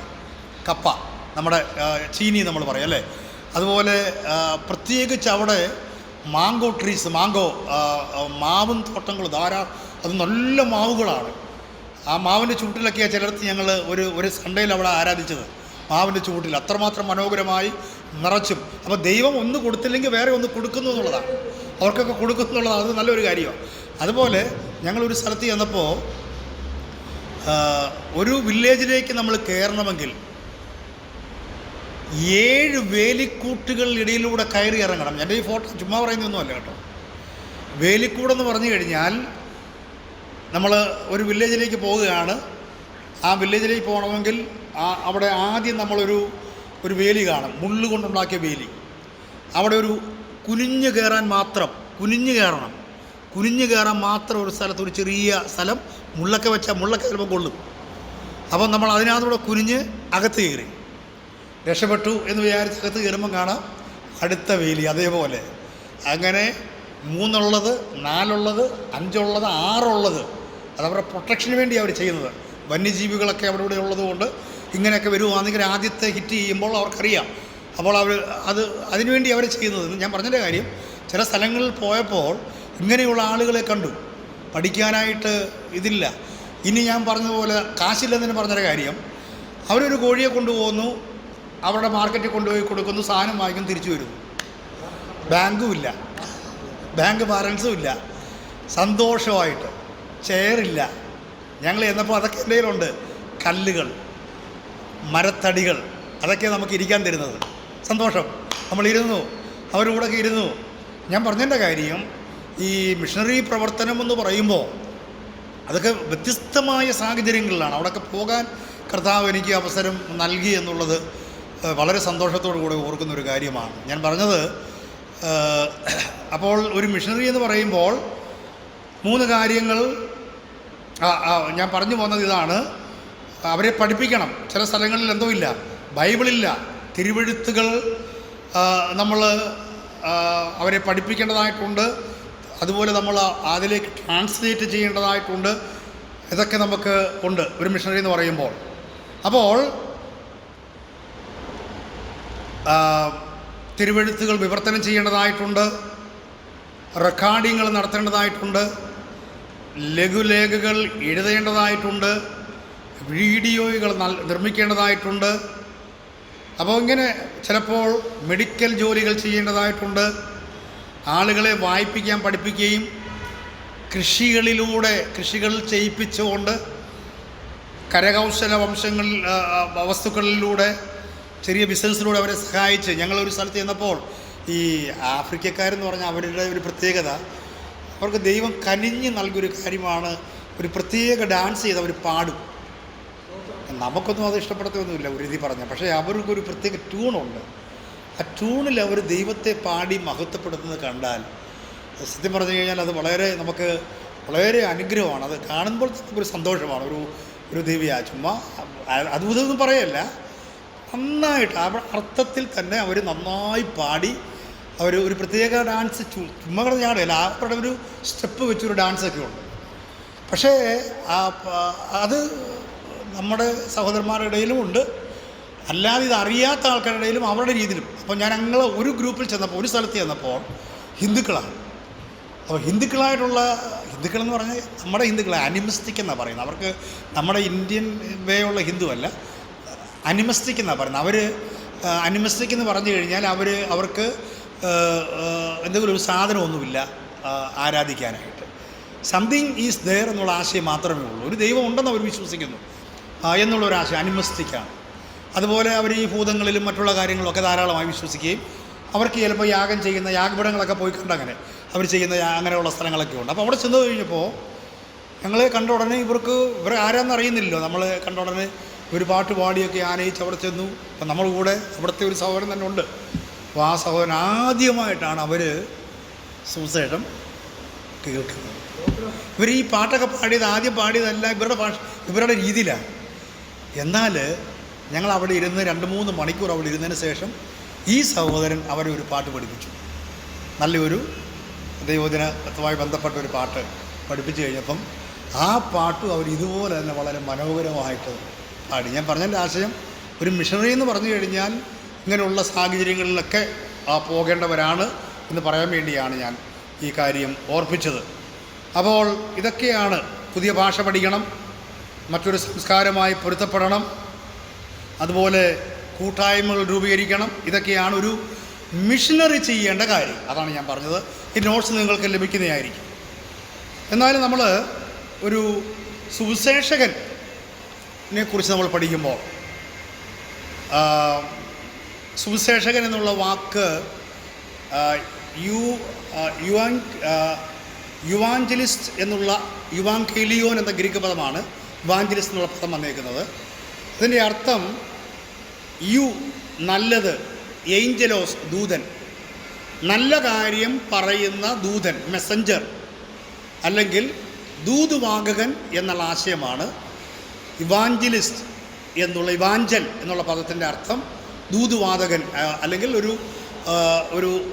ഒരു ഏഞ്ചലിനെ പോലെ, ഒരു ദൂതനെ പോലെ, ആ ദൂതൻ വന്ന് കാര്യം പറയുന്ന പോലെ സത്യം പറയുക എന്നുള്ള ആശയമാണ്. നല്ല ദൂതുവാഹകൻ, നല്ല വിശേഷം പറയുന്ന വ്യക്തി ഇവാഞ്ചലിസ്റ്റ്. സുവിശേഷം എന്ന് പറഞ്ഞാൽ സുവാർത്ത, മലയാളത്തിൽ അത് കറക്റ്റാണ്, സുവാർത്ത, നല്ല വാർത്തകൾ പറയുന്നു എന്നുള്ള വാക്കാണ്. അപ്പോസ്തലോസ് എന്നുള്ള വാക്കിൻ്റെ അർത്ഥം അതല്ല, ടു ബി സെൻഡ് എന്നുള്ള, അതാണ് മിഷനറി എന്നുള്ള വാക്കുമായിട്ട് ബന്ധപ്പെട്ടിരിക്കുന്നത്. ഇവാഞ്ചലിസം എന്നുള്ള പദപ്രയോഗം യുവാങ്കേലിസ്റ്റ് എന്നുള്ള പദപ്രയോഗമാണ്. അതിൻ്റെ അർത്ഥം നല്ല സുവാർത്ത അറിയിക്കുന്ന വ്യക്തി എന്നുള്ള പദപ്രയോഗമാണ്. പുതിയ നിയമത്തിൽ ഒരു സുവിശേഷകൻ നന്മയുടെ സന്ദേശവാഹകനാണ്. അതായത് സുവാർത്ത കൊണ്ടുവരുന്ന ഒരു വ്യക്തി. ഒരു സുവിശേഷകൻ വിത്ത് വിതച്ച് മുന്നോട്ട് പോകുന്നു. അവൻ സാധാരണയായി വളരെ ദൂരം സഞ്ചരിക്കാറില്ല. ഏതിനെ പോലെ? മിഷനറിയെ പോലെ. അതാണ് അതിൻ്റെ ഉള്ളൊരു വ്യത്യാസം പറയുന്നത്. വിത്ത് വിതയ്ക്കുന്നു, സുവിശേഷം പറയുന്നു, ഓരോ സ്ഥലങ്ങളിലേക്ക് പോകുന്നു. പീലിപ്പോസ് നമ്മുടെ മുമ്പിൽ നിൽക്കുന്ന ഒരു വ്യക്തിത്വമാണ്. താൻ ആ സമയത്ത് സ്തേവാനോസിനെ കൊന്നതിന് ശേഷമായിട്ട്, ആ ഒരു മരണം സംഭവിച്ചതിന് ശേഷമായിട്ട് താൻ ഓടി എവിടേക്ക് പോകുന്നു?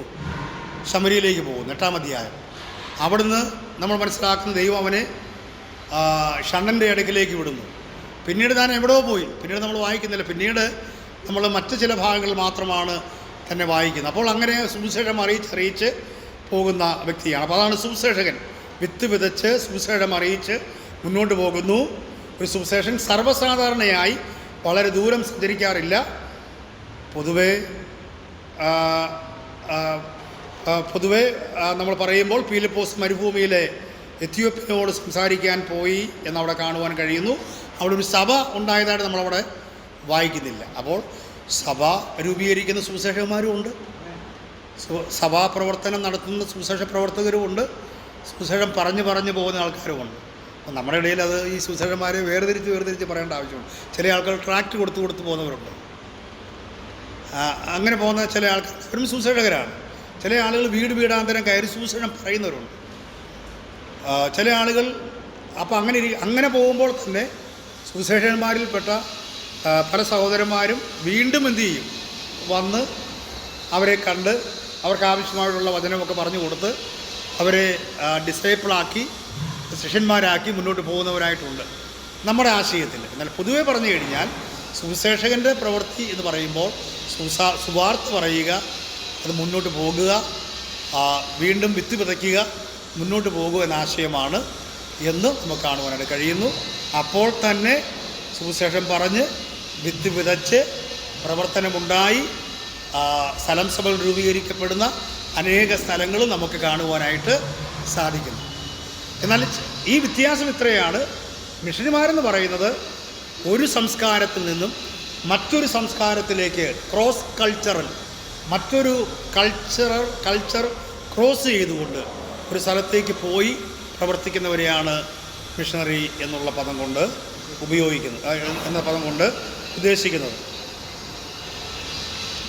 പുതിയ നിയമത്തിൽ ഒരു സുവിശേഷകൻ വെറും ഒരു അസിസ്റ്റൻ്റ് പാസ്റ്ററോ അല്ലെങ്കിൽ പാസ്റ്ററാവാൻ പരിശീലിക്കുന്ന ഒരു മനുഷ്യനോ അല്ല. അങ്ങനെ ഒരു ചിന്താഗതി ഉണ്ട് നമ്മുടെ പലരുടെ ഇടയിൽ. ആദ്യം സുവിശേഷകനാവണം, അതിനുശേഷം പിന്നെ പാസ്റ്ററാവണം എന്നൊക്കെയുള്ള ഒരു ആശയം പലയിടത്തോടും നമുക്ക് കാണുവാൻ കഴിയും. എന്നാൽ അത് ദൈവത്താൽ നൽകപ്പെട്ടിരിക്കുന്ന ഒരു വരമാണ്.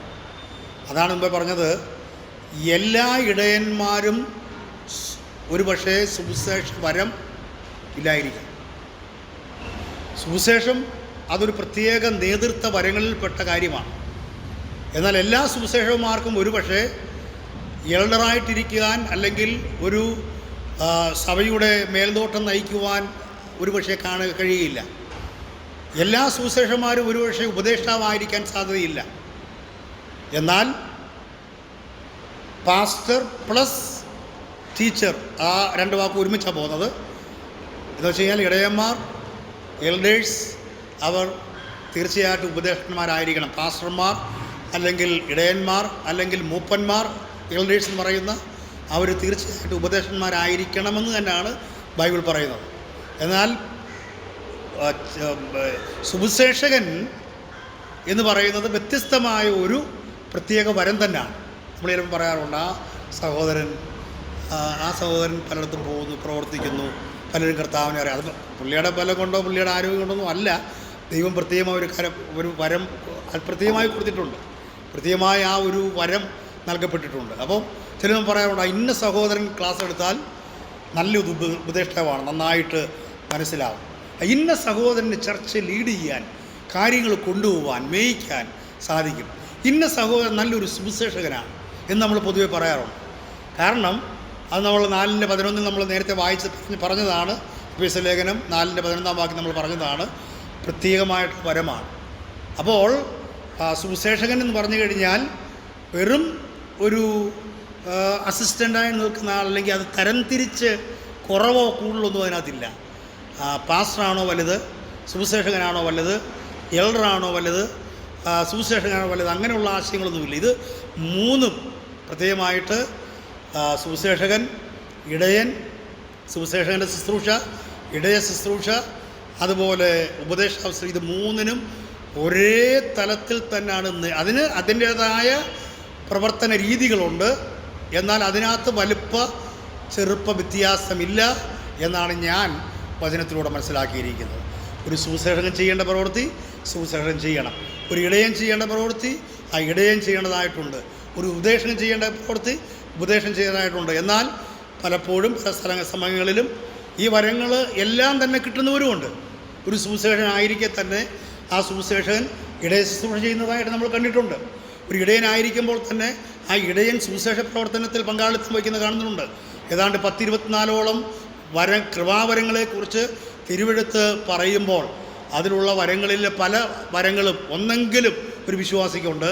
അതുകൊണ്ട് ഒന്നിൽ കൂടുതൽ വരങ്ങൾ ഉള്ള ദൈവദാസന്മാരും ദൈവമക്കളും നമ്മുടെ ഇടയിലുണ്ട് എന്നുള്ളത് നമ്മൾ മനസ്സിലാക്കേണ്ടതായിരിക്കുന്ന കാര്യമാണ്. അതുകൊണ്ട് എന്നാൽ ഒരു ചെറിയ ഡിഫറൻഷ്യേറ്റാണ് ഞാൻ ഇത് തമ്മിൽ കാണിക്കുന്നത്. മിഷണറി എന്ന് പറയുന്നതും സുവിശേഷം എന്ന് പറയുന്നതും തമ്മിലുള്ള ഒരു ചെറിയ വ്യത്യാസം. എന്നാൽ ഒരു മിഷണറി സുവിശേഷനായിരിക്കണം, ഒരു സുവിശേഷകൻ മിഷണറിയും ആയിരിക്കണം. ആ വാക്കുകൊണ്ടുള്ള ഒരു ഉദ്ദേശം ഇത്രയേ ഉള്ളൂ. സുവാർത്തയെ അറിയിക്കുന്നവൻ എന്നുള്ള പദപ്രയോഗം. മറ്റേതെന്താണ്? ഐക്യപ്പെട്ടവൻ എന്നുള്ള. ഐക്യപ്പെട്ടവൻ എന്തിനു വേണ്ടി ഐക്യപ്പെട്ടിരിക്കുന്നത്? സുവാർത്തയാണ്. ആശയം അതിനകത്തുണ്ടെങ്കിൽ തന്നെയും ഒരു ചെറിയ വ്യത്യാസം. അതാണ് ഞാനതിനെപ്പറ്റി പറഞ്ഞത്. ഇനി നമ്മളിതിൻ്റെ ഒരു നിർവചനത്തിലേക്ക് വന്നാൽ, മിഷൻ അല്ലെങ്കിൽ ദൗത്യീകരണം എന്ന് പറയുന്ന വാക്ക്, ആ ഇതിൻ്റെ ഒരു നിർവചനത്തിലേക്ക് വന്നാൽ,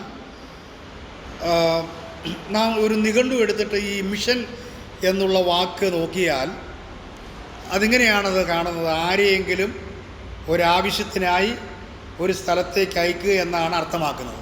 പൊതുവെ ഒരു ഡിക്ഷണറി എടുത്ത് നോക്കിയാൽ മിഷൻ എന്നുള്ള വാക്ക് അതിനകത്ത് നോക്കിയാൽ ആ ഒരാശയമാണ് കാണുവാനായിട്ട് കഴിയുന്നത്. ഈ നിർവചനം അനുസരിച്ച് ദൗത്യം ഒരു സ്ഥലത്ത് നിന്ന് മറ്റൊരിടത്തേക്കുള്ള യാത്രയെ ഉൾക്കൊള്ളുന്നു. പിന്നെ ഒരു നിർവചനത്തിലേക്ക് വരുമ്പോൾ ഇത് സുവിശേഷം പറയുക, സുവിശേഷീകരിക്കുക എന്നുള്ളതിനേക്കാളുപരിയായി ഒരു യാത്രയുമായിട്ടൊരു ബന്ധം ഇതിനകത്തുണ്ട്. അതുകൊണ്ട് പറഞ്ഞു ഒരു സ്ഥലത്ത് നിന്ന് മറ്റൊരു സ്ഥലത്തേക്ക് പോകുക എന്നുള്ളതാണ്. അപ്പോൾ ഒരു മിഷനറി അല്ലെങ്കിൽ ഒരു മിഷനായിട്ട് പോകുന്നൊരു വ്യക്തിയെക്കുറിച്ച് ചിന്തിക്കുമ്പോൾ ആ വാക്കിന് ഒരു യാത്ര, ഇവിടുന്ന് മറ്റൊരു സ്ഥലത്തേക്ക് പോകുക. പറഞ്ഞ പോലെ ചന്ദ്രയാൻ, ഭൂമിയിൽ നിന്നും ചന്ദ്രയാൻ ഇവിടെ നിന്ന് ഇങ്ങോട്ട് വിട്ടു, ചന്ദ്രനിലേക്ക് വിട്ടു. അപ്പോൾ ഒരു യാത്ര, ആ ഒരു യാത്രയെ ഇത് കുറിക്കുന്നു. തീർച്ചയായിട്ടും ബൈബിളിലേക്ക് വരുമ്പോഴും അതേ ഒരാശയം തന്നെ നമുക്ക് കാണുവാനായിട്ട് കഴിയുകയാണ്.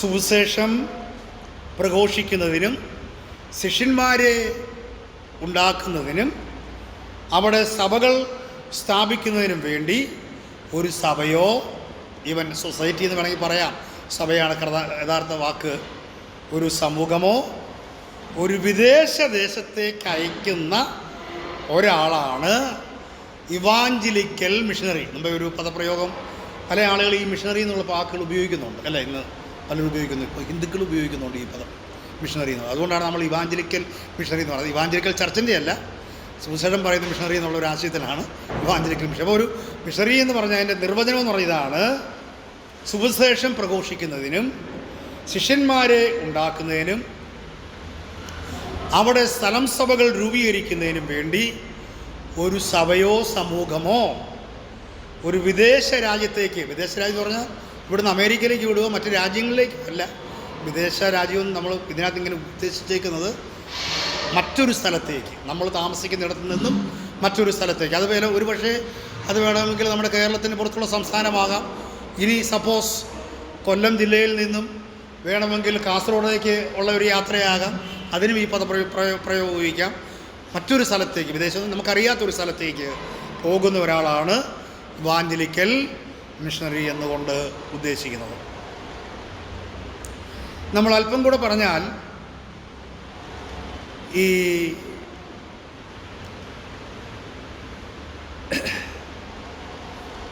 സുവിശേഷം അറിയാത്ത വീടിനടുത്തുള്ള സ്ഥലങ്ങളിലേക്ക് സുവിശേഷകരെ അയക്കുന്നതിനുള്ള പദ്ധതികൾക്കും ദൗത്യം എന്ന് പറയാറുണ്ട്.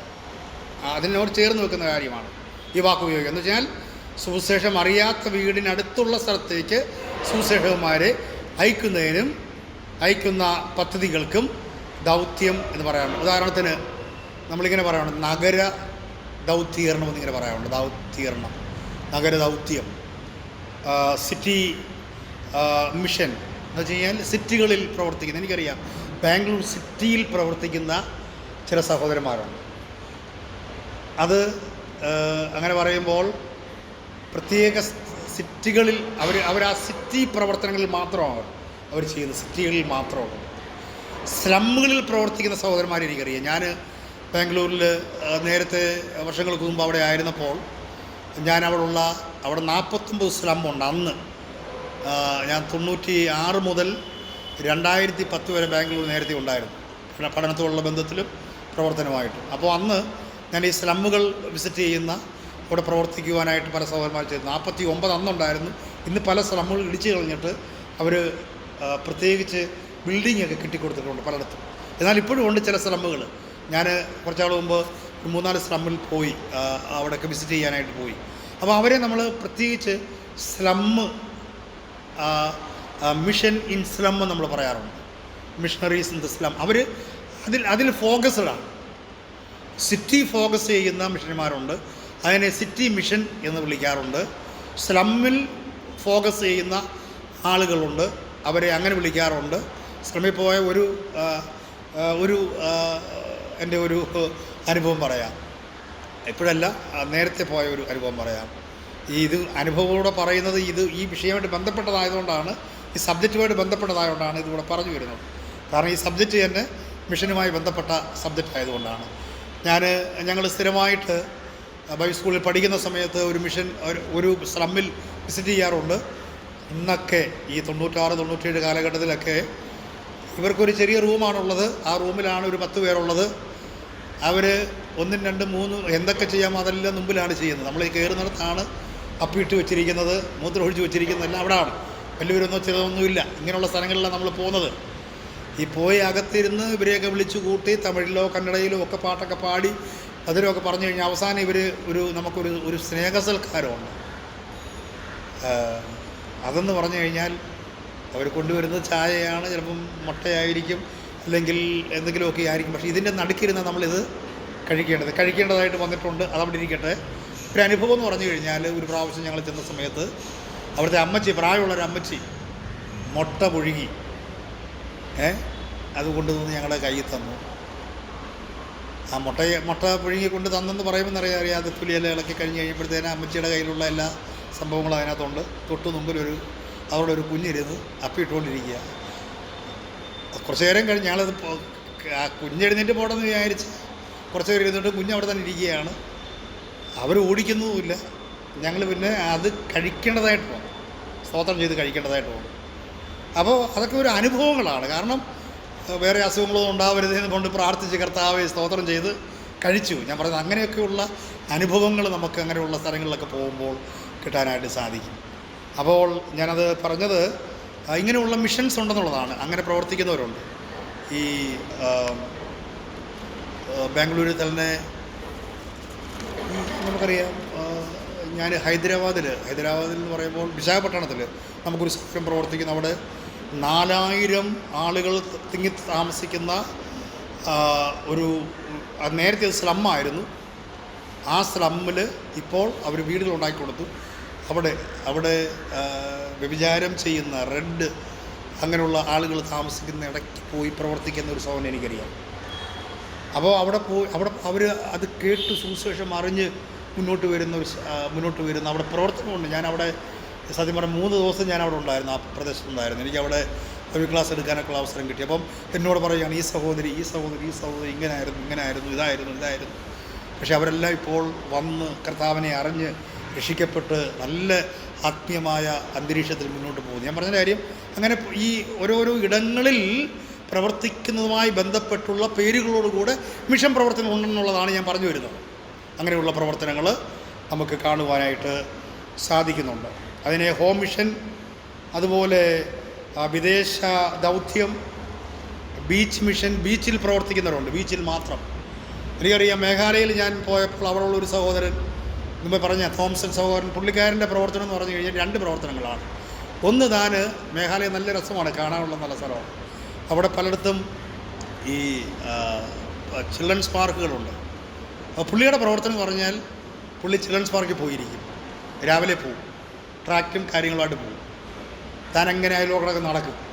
നടന്നതിന് ശേഷം അപ്പോൾ അറിയാമല്ലോ, സൈക്കോളജിക്കലായിട്ട് നമുക്കറിയാം, വിഷമത്തിലും ദുഃഖത്തിലും ഇരിക്കുന്നവരും അവിടെ ഉണ്ട്, അല്ലാതെ എൻജോയ് ചെയ്യാൻ വരുന്നവരുണ്ട്, പല ആൾക്കാരുണ്ട്. അങ്ങനെയുള്ളവരെ കണ്ടുപിടിച്ചിട്ട് അവിടെ അടുത്ത് ചെല്ലും, പതുക്കെ പേര് ചോദിക്കും, ട്രാക്ട് കൊടുക്കും, വചനം പറയും. അങ്ങനെ സഹോദരന്മാരനേര് വന്നിട്ടുണ്ട്. അതുപോലെ ഒന്നത് 2 ജയിൽ മിനിസ്റ്റർ പുള്ളി അവിടെ ചെയ്യുന്നുണ്ട്. ജയിലിൽ ഞാനും അവിടെ പോയപ്പോൾ ആ ജയിലിൽ പോയി സ്പെസിഫികം പറയാനുള്ള അവസരം എനിക്കും കിട്ടിയിട്ടുണ്ട്. അപ്പോൾ അങ്ങനെ വിവിധമായ മിഷൻ പ്രവർത്തനങ്ങളെക്കുറിച്ചും നമുക്ക് കാണുവാനായിട്ട് സാധിക്കുന്നുണ്ട്. അപ്പോൾ ഇതിൻ്റെ നിർവചനം എന്ന് പറയുന്നത്, ഒരു സ്ഥലത്ത് നിന്ന് മറ്റൊരു സ്ഥലത്തേക്ക് സുവിശേഷം പ്രഘോഷിക്കുന്നതിനും ശിഷ്യന്മാരെ ഉണ്ടാക്കുന്നതിനും അവിടെ സഭകൾ രൂപീകരിക്കുന്നതിനും വേണ്ടി ഒരു സഭയോ സമൂഹമോ, ഞാൻ സമൂഹമെന്ന് ഉദ്ദേശിക്കുന്നത് സഭ തന്നെയാണ്, അത് മറ്റുള്ള ഒരാശയമല്ല. ഒരു സഭയാണ് യഥാർത്ഥമായിട്ടൊരു മിഷണറി അയക്കേണ്ടത്. ദൈവജനപ്രകാരം അല്ലേ, പൗലോസിനെ ബർന്നബാസിനെ അന്ത്യോക്യ സഭ അയച്ചു, സഭ തന്നെ അയക്കേണ്ടതായിട്ടാണ് ഉണ്ട്. ഒരു സമൂഹമെന്നോ അല്ലെങ്കിൽ ഒരു ഡിനോമിനേഷൻ അല്ലെങ്കിൽ ഇന്ന പ്രസ്ഥാനം അയക്കുന്നു എന്നുള്ളതല്ല, സഭ തന്നെയാണ് അത് ചെയ്യേണ്ടത്. ആ സഭ അതിനുവേണ്ടി അയക്കുന്ന മറ്റൊരു രാജ്യത്തേക്ക്, വിദേശ സ്ഥലത്തേക്ക് അയക്കുന്ന ഒരാളെയാണ് ഇവാഞ്ചലിക്കൽ മിഷണറി എന്ന് പറയുന്നത്. ഇനി നമ്മൾ ഇന്നത്തെ ക്ലാസ്സിൻ്റെ അവസാന ഭാഗങ്ങളിലേക്ക് കടന്നു വന്നുകൊണ്ടിരിക്കുകയാണ്. ഞാനിതെല്ലാം ഓടിച്ചു പോകുന്നെങ്കിലും നോട്ട്സ് നിങ്ങൾക്ക് ലഭിക്കും. അപ്പോൾ അതിലൂടെ ഈ കാര്യങ്ങൾ അല്പം കൂടെ വ്യക്തമായി നിങ്ങൾക്ക് മനസ്സിലാക്കുവാനായിട്ട് കഴിയും. ഒരു മിഷണറിയുടെ യോഗ്യതകളെക്കുറിച്ചാണ് ഞാൻ പറയുവാനായിട്ട് ആഗ്രഹിക്കുന്നത്. ഒരു മിഷണറിയുടെ യോഗ്യതകൾ വളരെ ഇമ്പോർട്ടൻ്റ് ആയിട്ടുള്ള ഒരു കാര്യമാണ്. ഞാൻ ഈ സെൻറ്റൻസ് പറയുമ്പോൾ ശ്രദ്ധിക്കുക, ഓരോ ക്രിസ്തു വിശ്വാസിയും ക്രിസ്തുവിൻ്റെ സാക്ഷികളാണ്. ഓരോ വിശ്വാസികളും എല്ലാ വിശ്വാസികളും ഒരു പക്ഷേ മിഷണറിമാരായി പോകാറില്ല. എന്നാൽ അവരെല്ലാവരും സ്വന്തം പ്രദേശങ്ങളിൽ പ്രവർത്തിക്കേണ്ടവരാണ്. എന്നാൽ വ്യത്യസ്തമായ സ്ഥലങ്ങളിലേക്ക്, വ്യത്യസ്ത ആളുകളിലേക്ക് ദൈവവചനം പ്രഘോഷിക്കുവാൻ വീടും സ്വന്തക്കാരെയും വിട്ട് പ്രത്യേകമായി വിളിക്കപ്പെടുന്നവരെയാണ് മിഷണറിമാർ എന്ന് പറയപ്പെടുന്നത്. അപ്പോൾ ആ മിഷണറിക്ക് ഉണ്ടായിരിക്കേണ്ട ചില യോഗ്യതകൾ. ഒന്നാമത്തെ യോഗ്യത നമുക്കെല്ലാവർക്കും അറിയാം. ഒരു മിഷണറി എന്തായിരിക്കണം? യഥാർത്ഥത്തിൽ വീണ്ടും ജനിച്ചിരിക്കണം, രക്ഷിക്കപ്പെട്ടിരിക്കണം. ഇന്ന് എനിക്കൊരു സഹോദരനെ അറിയാം, അങ്ങനെ പേര് പറഞ്ഞാൽ ശരിയല്ലെങ്കിലും പറയാം, ഒരു CSI ബാക്ക്ഗ്രൗണ്ടുള്ളൊരു സഹോദരനാണ്. അപ്പോൾ പുള്ളിയെ അവർ ഒരു സ്ഥലത്തേക്ക് മിഷണറിയായിട്ട് വിട്ടിരിക്കുകയാണ്. അത് എന്തോ അവിടെ ചെയ്യുന്നതെന്നുള്ളത് അവിടെ ചെല്ലുമ്പോൾ അവിടെ ചില മിഷൻ പ്രവർത്തനങ്ങളൊക്കെ ഉണ്ട്, അത് വേറെ. എന്നാൽ ഞാനൊരു പ്രാവശ്യം പുള്ളിയായിട്ട് സംസാരിച്ചപ്പോൾ എനിക്കറിയാവുന്നൊരു സഹോദരനാണ്, പുള്ളി യഥാർത്ഥത്തിൽ രക്ഷിക്കപ്പെട്ടിട്ടില്ല. പുള്ളിക്ക് ഇതിനെപ്പറ്റിയൊക്കെ അറിയാം. ഞാൻ ചോദിച്ചു, ബ്രദറെ രക്ഷിക്കപ്പെട്ടതാണോ? ബ്രദറെ ഞാൻ സ്നാനപ്പെട്ടിട്ടുണ്ട്. ഞാൻ പറയും, സ്നാനമല്ല കാര്യം. ബ്രദർ വീണ്ടും ജനിച്ചതാണോ? ആത്മാവിലും വചനത്തിലും വെള്ളത്താലും ആത്മാവിനാലും അല്ലെ, വീണ്ടും ജനിക്കാതെ ആരും സ്വർഗരാജ്യത്തിൽ കടക്കുന്നില്ല. ദൈവവചനമാകുന്ന വെള്ളത്താലും പരിശുദ്ധാത്മാവിനാലും, ഇതിന് രണ്ടിൻ്റെയും പ്രവർത്തനമാണല്ലോ രക്ഷ. എഫീസ്യ ലേഖനം 2:8 നമ്മൾ വായിക്കുന്നു, വിശ്വാസത്താൽ അല്ലേ, കൃപയാലല്ലോ വിശ്വാസം മൂലം രക്ഷിക്കപ്പെട്ടിരിക്കുന്നത്. കൃപ, വിശ്വാസം, രക്ഷ, അടിസ്ഥാനം. പ്രവൃത്തികൾ കാരണമല്ല. പ്രവൃത്തി കൊണ്ടൊന്നും സ്നാനം കൊണ്ടൊന്നും രക്ഷപ്പെടുകയില്ല. പോട്ടെ, അവിടെ നിൽക്കട്ടെ. അപ്പോൾ പ്രവൃത്തികളൊന്നും കാരണമല്ല. ഞാൻ ചോദിച്ചു, പുള്ളി ബ്രദറെ എനിക്ക് മനസ്സിലാവും, പുള്ളി എന്നോട് പറയണം, എനിക്ക് മനസ്സിലാകുന്നില്ല എന്താണ് രക്ഷ. ഞാൻ പറഞ്ഞു, പുള്ളി മിഷണറിയായിട്ട് അവിടെ ഇരിക്കുന്നത്, ഒരു സഭയുടെ മിഷൻ പ്രവർത്തനത്തിലും മിഷണറിയാണ്. ഞാൻ അങ്ങനെ പറഞ്ഞതിൻ്റെ കാര്യം, പല സ്ഥലത്തും പല മിഷണന്മാരും ഉണ്ട്, പക്ഷേ പലയിടത്തും പലരും രക്ഷിക്കപ്പെട്ടിട്ടില്ല. ഒന്നാമത്തെ യോഗ്യത, ഒരു മിഷണറിയുടെ ഒന്നാമത്തെ യോഗ്യത താൻ എന്തായിരിക്കണം? രക്ഷിക്കപ്പെട്ടിരിക്കണം, വീണ്ടും ജനിച്ചിരിക്കണം. He has to be born again. അത് ആ വിളി, ആ വീണ്ടും ജനനം ദൈവം അവൻ്റെ ഹൃദയത്തിൽ പ്രവർത്തിച്ച് ദൈവീയ ആകർഷണത്താൽ പിതാവ് ആകർഷിച്ചല്ലാതെ ആരും പുത്രൻ്റെ അടുക്കിലേക്ക് വരുന്നില്ല. പിതാവിൻ്റെ ആകർഷണത്താൽ കൃപ ദൈവത്തിൽ നിന്നും, വിശ്വാസം കൃപയാലല്ലോ നമ്മൾ വിശ്വാസം മൂലം രക്ഷിക്കപ്പെട്ടിരിക്കുന്നത്. കൃപ ഉണ്ടാകേണ്ടത് ദൈവത്തിൽ നിന്നും, ആ കൃപയാൽ വിശ്വാസം ഉരുവാകേണ്ടത് നമ്മളിൽ നിന്നും. നമ്മളതിനകത്ത് കാരണമില്ല, ഈ കൃപയാലാണ് നമ്മളിൽ എന്തുണ്ടാവുന്നത്. ഇപ്പം ചിലവർ പറയാറുണ്ട്, ഞാൻ വിശ്വസിച്ചു. അതിൽ നമ്മൾ വിശ്വസിച്ച് പറയാൻ പാടില്ല. ദൈവത്തിൻ്റെ കൃപ, ആ കൃപ ഒഴുകി നമ്മുടെ ഹൃദയത്തിലേക്ക് വന്നപ്പോൾ കൃപയാൽ വിശ്വസിക്കാൻ നമുക്ക് സാധിച്ചു എന്നല്ലാതെ നമുക്കെന്തെങ്കിലും പറയാനുണ്ട്, എന്തെങ്കിലും യോഗ്യതയുണ്ട്? ഞാൻ പലപ്പോഴും ചിന്തിക്കാറുണ്ട്, ഒരു യോഗ്യതയില്ലാതിരുന്ന എന്നെ, അല്ലെങ്കിൽ നമുക്ക് പറയാം നമ്മളെ ദൈവകൃപ നൽകി. ഇനി വിശ്വാസം ആരാ നൽകിയത്? ചിലർ പറയാറുണ്ട്, എൻ്റെ വിശ്വാസത്തിൽ ഞാൻ രക്ഷിക്കപ്പെടുമെന്ന് പറയാറുണ്ട്. അപ്പോൾ ദൈവകൃപ നൽകി വിശ്വാസത്താൽ നമുക്ക് രക്ഷിക്കപ്പെടുവാനിടയായി തീർന്നു. അപ്പോൾ അതൊന്നാമത്തെ യോഗ്യതയാണ്. അതിനെക്കുറിച്ചുള്ള പരാമർശങ്ങൾ നോട്ട്സിനകത്തുണ്ട്. 2, ഒരു മിഷണറി പരിശുദ്ധാത്മാവിനാൽ നിറഞ്ഞവനായിരിക്കണം. He has to be a spirit filled person. ഒരു മിഷണറി പരിശുദ്ധാത്മാവിൻ്റെ നിറവുണ്ടായിരിക്കണം. രക്ഷിക്കപ്പെടുമ്പോൾ പരിശുദ്ധാത്മാവിനാൽ, ദൈവത്തിൻ്റെ വചനത്താൽ ആ വ്യക്തി വീണ്ടും ജനനം പ്രാപിക്കുന്നു. പരിശുദ്ധാത്മാവിൻ്റെ നിയന്ത്രണത്തിൽ അല്ലെങ്കിൽ നിറവിൽ താൻ രക്ഷയിലേക്ക് വരുന്നു. എന്നാൽ പരിശുദ്ധാത്മാവിൻ്റെ 5 പ്രവർത്തനങ്ങളിൽ വീണ്ടും വീണ്ടും ഉണ്ടാകേണ്ട ഒരു കാര്യമാണ് filling of the Holy spirit.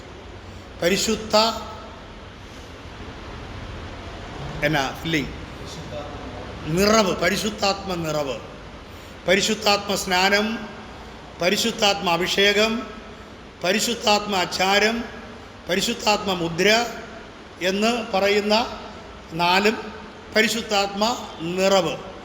ഈ 4 കാര്യങ്ങളും ദൈവമക്കളിൽ ഒരിക്കൽ സംഭവിക്കുകയും പരിശുദ്ധാത്മാവിൻ്റെ നിറവ് അതെപ്പോഴും സംഭവിക്കുകയും അതൊരു കമാൻഡിങ്ങാണ്, ഇമ്പരറ്റീവായിട്ടാണ് ഉപയോഗിച്ചിരിക്കുന്നത്. എവിടെ? എഫെസ്യ ലേഖനം 5-ാം അധ്യായം 18-19. ഇനി എന്താണ് പരിശുദ്ധാത്മാവിൻ്റെ നിറവെന്നറിയാൻ വേറെ എങ്ങും പോകണ്ട. 18-ാം വാക്യം വായിക്കുമ്പോൾ, വീഞ്ഞു കുടിച്ച് നിങ്ങൾ മത്തരാവരുത്.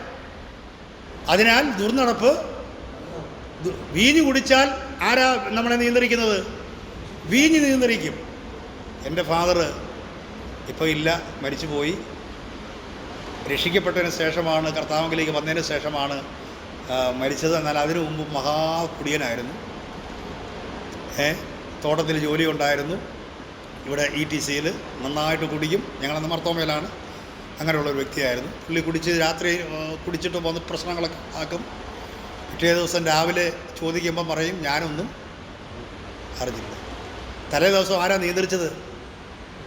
വീഞ്ഞ്, ചാരായം. പറഞ്ഞതുപോലെ ആ വാക്ക് മനസ്സിലാക്കാൻ അവിടെ തന്നെ വായിച്ചാൽ മതി, വേറെ എങ്ങും പോകണ്ട. ഒരു വീഞ്ഞ് കുടിക്കുന്ന ആൾ നിയന്ത്രിക്കപ്പെടുന്നത് വീഞ്ഞിലാണെങ്കിൽ ഒരാത്മാവ് ദുർനടപ്പുണ്ടാകും.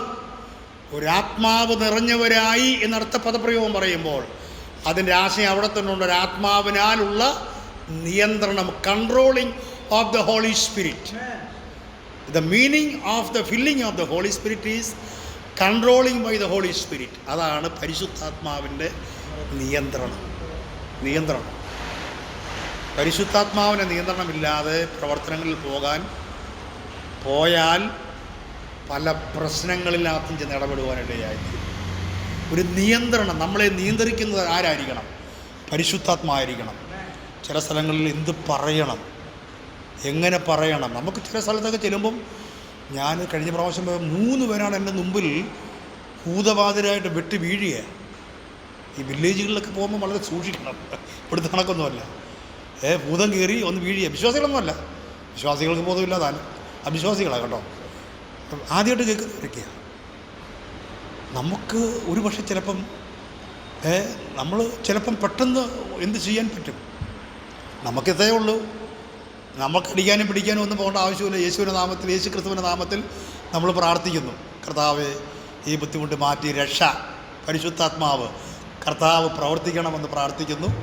അങ്ങനെ പലരും എഴുന്നേറ്റ് ഞാൻ കാണുക ഈ വീണ് കിടക്കുന്നവർ പ്രാർത്ഥന ചെയ്യുമ്പോൾ എഴുന്നേറ്റ് ഒരു കുഴപ്പമില്ലാതെ, ഒരു പ്രശ്നമില്ലാതെ സുവിശേഷം പറഞ്ഞു കൊടുത്ത് നല്ല വിശ്വാസികളായിട്ട് മാറിയ പലരെയും ഞാൻ കണ്ടിട്ടുണ്ട്. ഞാൻ പറഞ്ഞതിൻ്റെ ആശയം ആ ഒരു നിയന്ത്രണം, പരിശുദ്ധാത്മാവിൻ്റെ നിയന്ത്രണം നമുക്ക് ആവശ്യമാണ്. അത് കണ്ടിന്യൂസ് ആയിട്ട് നമുക്കുണ്ടായിരിക്കണം. ആ കാര്യമാണ് നിങ്ങൾ അത് ഇമ്പരറ്റീവ് മോഡിലാണ് ഉപയോഗിച്ചിരിക്കുന്നത്. കമാൻഡിങ് ആണത്.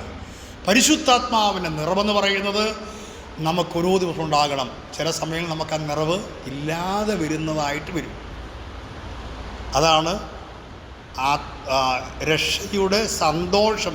രക്ഷ എടുത്ത് കളഞ്ഞതായിട്ട് വായിക്കുന്നില്ല. രക്ഷയുടെ സന്തോഷം നീക്കിക്കളയരുത് എന്ന് ദാവീദ് വായിക്കുന്നത്. രക്ഷയല്ല, ഈ സന്തോഷം ചിലപ്പോൾ നഷ്ടപ്പെടാനുള്ളൊരു സാധ്യതയുണ്ട്, നിറവ്. എന്നാൽ ദൈവവചനത്തിലൂടെ, പ്രാർത്ഥനയിലൂടെ, ദൈവ ആത്മാവിൻ്റെ ആ പ്രവർത്തനങ്ങളിലൂടെ ആത്മനിറവിൽ പോകണം. അപ്പോൾ രണ്ടാമത്തെ പോയിൻ്റ്, ഒരു മിഷണറി എന്തായിരിക്കണം? പരിശുദ്ധാത്മാവിൽ നിയന്ത്രിതനായിരിക്കണം, നിറഞ്ഞിരിക്കണം. മൂന്നാമത്തത്, ഒരു മിഷണറി പ്രവർത്തനത്തിന് ചില ആത്മീയ വരങ്ങൾ, ദൈവത്തിൻ്റെ ആത്മീയ വരങ്ങൾ മിഷണറിക്ക് ആവശ്യമുണ്ട്. മിഷണറിക്ക് ആവശ്യമുള്ള ആത്മീയ വരങ്ങളെക്കുറിച്ച് പറയുമ്പോൾ ചില ആളുകൾ ചിലയിടത്ത് നിന്നിട്ട് പെട്ടെന്ന് വരുന്നത് ഞാൻ ശ്രദ്ധിച്ചിട്ടുണ്ട്. ചില സഹോദരന്മാർ അവർ പോയതിന് ശേഷം അത് അവർക്ക് ആ വരവില്ലാത്തതുകൊണ്ടാണ്. കാരണം അവർ ചെന്ന് കഴിയുമ്പോൾ അവിടുത്തെ ഭാഷ പഠിക്കണം, അല്ലേ? അവിടുത്തെ ഭാഷ പഠിക്കണം, അവിടുത്തെ സാഹചര്യങ്ങളൊക്കെ. ഇപ്പം നമ്മുടെ തന്നെ പല സഹോദരന്മാരും പല സ്ഥലങ്ങളിലും പോയി പ്രവർത്തിച്ച് നന്നായിട്ട് ചെയ്തു. ചില സഹോദരന്മാർ പെട്ടെന്ന് വരുന്നതായിട്ട് കാണുന്നുണ്ട്. അത് പ്രത്യേകിച്ച് അതിനെപ്പറ്റി നമ്മൾ പഠിക്കുമ്പോൾ ദൈവത്തിൻ്റെ ആത്മീയ വരങ്ങൾ ചിലത് ആവശ്യമാണ്. ചില പുതിയ ഭാഷ പഠിക്കാനുള്ള വരം ഉണ്ടാകണം. ഞാൻ കുറച്ചൊക്കെ കന്നഡയും കുറച്ച് തമിഴും കുറച്ച് തെലുങ്കും കുറച്ച് ഹിന്ദിയും കുറച്ച് ഇംഗ്ലീഷും ഇതൊക്കെ വെച്ചാണ് ഞാൻ ഓരോ കാര്യങ്ങൾ പലയിടത്തും ചെയ്യും. മലയാളമൊക്കെ ചെയ്താണ് ചെയ്യുന്നത്. എന്നാലും ഞാൻ പഠിച്ചുകൊണ്ടിരിക്കുകയാണ്. കന്നഡ ഒരുമാതിരിയൊക്കെ പ്രസംഗിക്കാറിഞ്ഞുകൂടാങ്കിലും കാര്യങ്ങളൊക്കെ ഒന്ന് പറഞ്ഞു നോക്കാനൊക്കെ പഠിച്ചു തുടങ്ങി. തെലുങ്കും കുറച്ചൊക്കെ പഠിക്കാൻ സാധിച്ചു. ഞാൻ പറഞ്ഞതിൻ്റെ കാര്യം ഇതൊക്കെ ആ ഒരു താല്പര്യം ഉണ്ടാകണമെങ്കിൽ അത് പ്രത്യേകമായി ദൈവസ്ഥനിൽ ഇരുന്ന് അതിനുള്ള ഒരു കൃപാവരം നമ്മൾ പ്രാപിക്കേണ്ടത് ആവശ്യമായ കാര്യമാണ്. മറ്റുള്ള ആളുകളുമായി പൊരുത്തപ്പെടുവാനൊക്കെ കഴിയേണ്ടതിന് മിഷണറി പ്രവർത്തനത്തിന് ചില ആത്മീയ വരങ്ങൾ ആവശ്യമായിട്ടുള്ള കാര്യമാണ്. ഇനി നാലാമതായിട്ട് പറയുകയാണെങ്കിൽ ഒരു മിഷണറിയുടെ ജീവിതത്തിൽ ഉണ്ടാകേണ്ട മറ്റൊരു കാര്യമാണ് പ്രാർത്ഥനയിൽ കൂടുതൽ സമയം എന്ത് ചെയ്യണം? പ്രാർത്ഥനയിൽ ചെലവഴിക്കുന്ന ഒരു വ്യക്തിയായിരിക്കണം. ധാരാളം ദൈവസന്നിധിയിൽ പ്രാർത്ഥിക്കണം.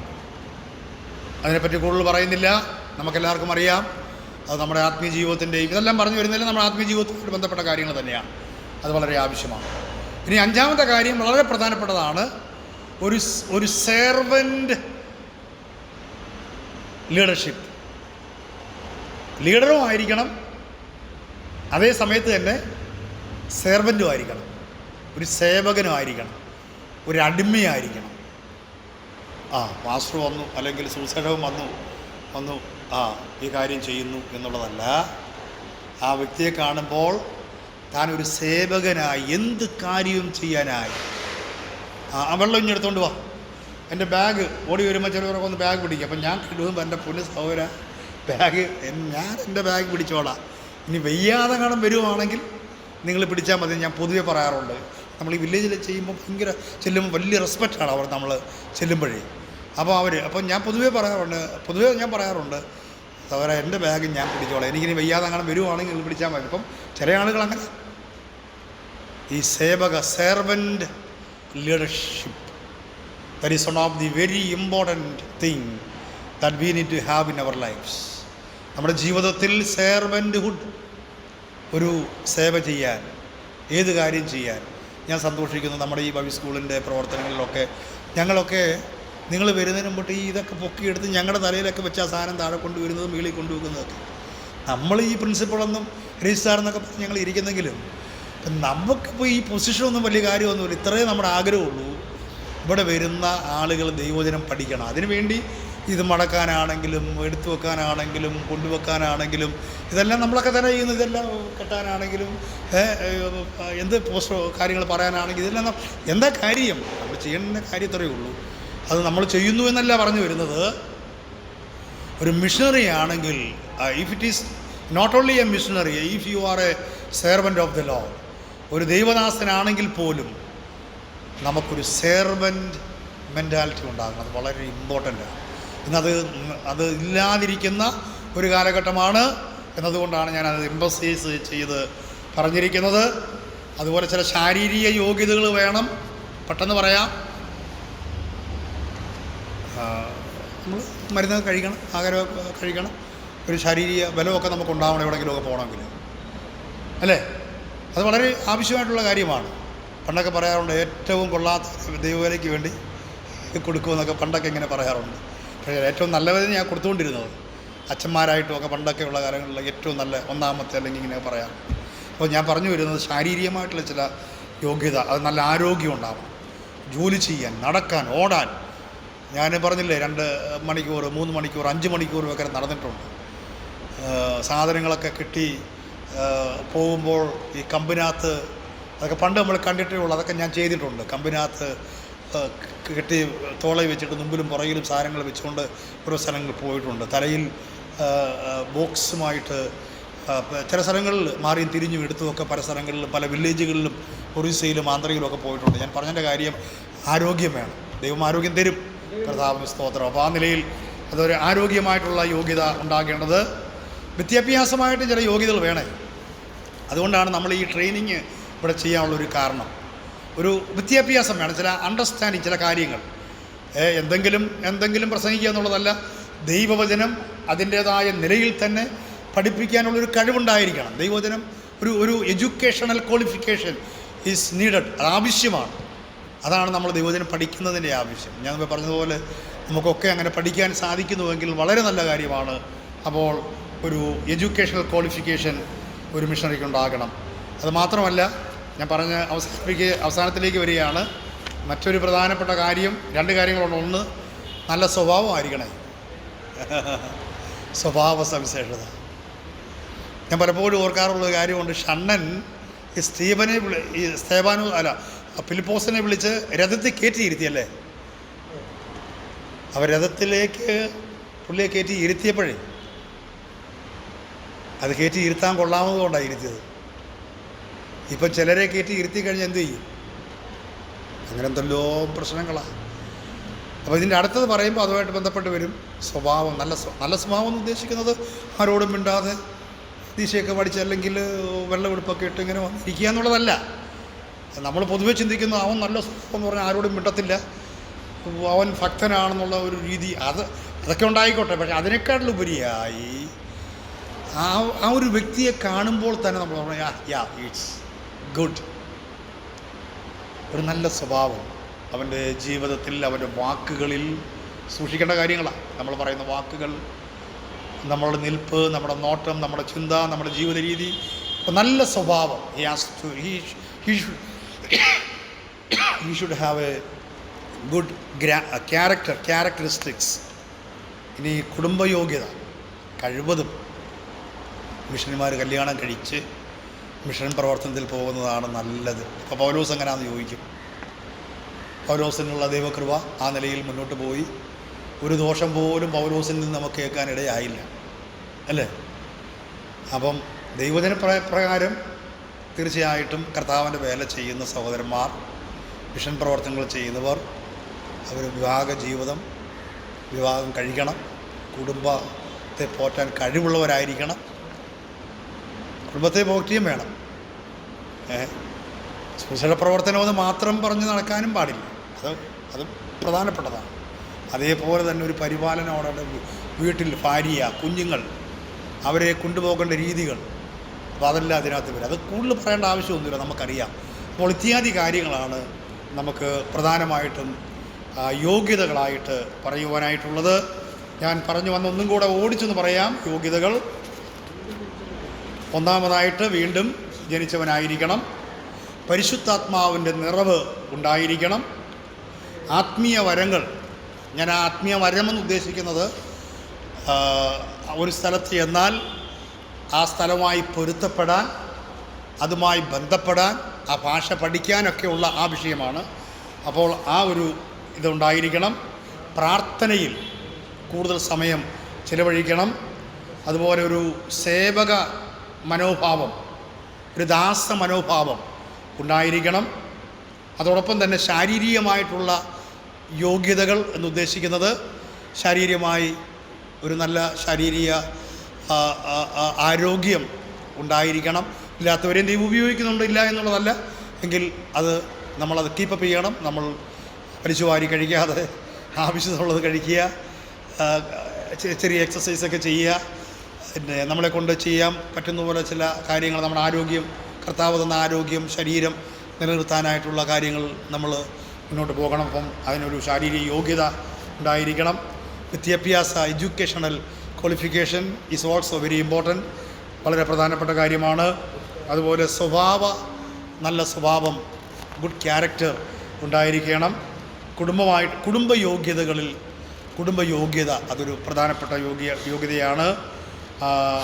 ഒരു മിഷണറി വിവാഹിതനായിരിക്കണമെന്നൊന്നും ബൈബിൾ പറഞ്ഞിട്ടില്ല. എന്നാൽ നമുക്ക് ഏറ്റവും വലിയ മിഷണറിമാരിൽ ഒരാളായ പൗലോസ് വിവാഹിതനായിരുന്നോ എന്നും നമുക്കറിഞ്ഞുകൂടാ. ആയിരുന്നേക്കാം, ആയിരുന്നില്ലേക്കാം, അതിനെപ്പറ്റി ഒന്നും നമുക്ക് കാണുവാനായിട്ട് കഴിയുന്നില്ല. എന്നാൽ ഒരു മിഷണറി വിവാഹിതനല്ലെങ്കിൽ അല്ലെങ്കിലും ധാർമ്മികതയിൽ ജീവിക്കേണ്ടതാണ്. ബഹുമാര്യത്വത്തിന് ബൈബിൾ എതിരാണ്. അതൊക്കെ അതിനകത്ത് ഞാൻ എഴുതിയിട്ടുണ്ട് കുറച്ച് കാര്യങ്ങൾ. പിന്നെ ബാക്കിയുള്ള കാര്യങ്ങളൊക്കെ അറിയാവുന്ന കാര്യങ്ങളാണ്. അതുകൊണ്ട് ആ നിലയിൽ കുടുംബയോഗ്യതകളും ഉള്ളവരായിരിക്കണം. ഞാനിതിൻ്റെ കൺക്ലൂഷനിലേക്ക് വരികയാണ്. ബൈബിളിലെ ഏറ്റവും പ്രധാനപ്പെട്ട ഒരു വിഷയം തന്നെയാണ് മിഷിയോളജി,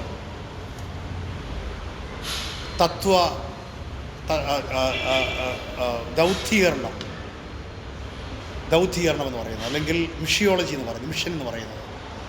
ബൈബിളിൽ മൊത്തമായി കാണുമ്പോൾ തന്നെ ദൈവം ഒരു മിഷണറിയാണ്. ദൈവം ഭൂമിയിലേക്ക് അയച്ച ക്രിസ്തു മിഷണറിയാണ്. ആ ക്രിസ്തുവിനാൽ വീണ്ടെടുക്കപ്പെട്ട സഭ, അർത്ഥാൽ നമ്മൾ ഓരോരുത്തരും മിഷണറിമാരാണ്.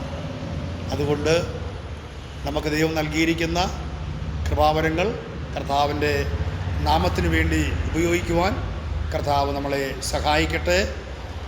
ഇതിൻ്റെ ഒരു ചെറിയ വിഷയങ്ങൾ മാത്രമാണ് ഇൻട്രഡക്ഷനായിട്ട് നമ്മൾ പഠിച്ചത്. ഈ വിഷയത്തെക്കുറിച്ചുള്ള പുസ്തകങ്ങളൊക്കെ ധാരാളമുണ്ട്.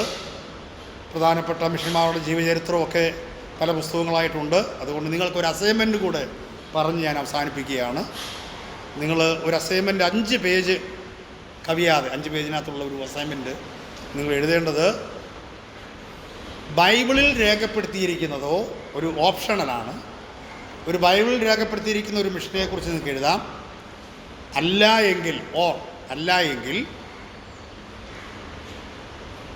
മറ്റൊരു മിഷണറിയുടെ ജീവചരിത്രം, ഒരു സുവിശേഷ പ്രവർത്തകൻ്റെ, അത്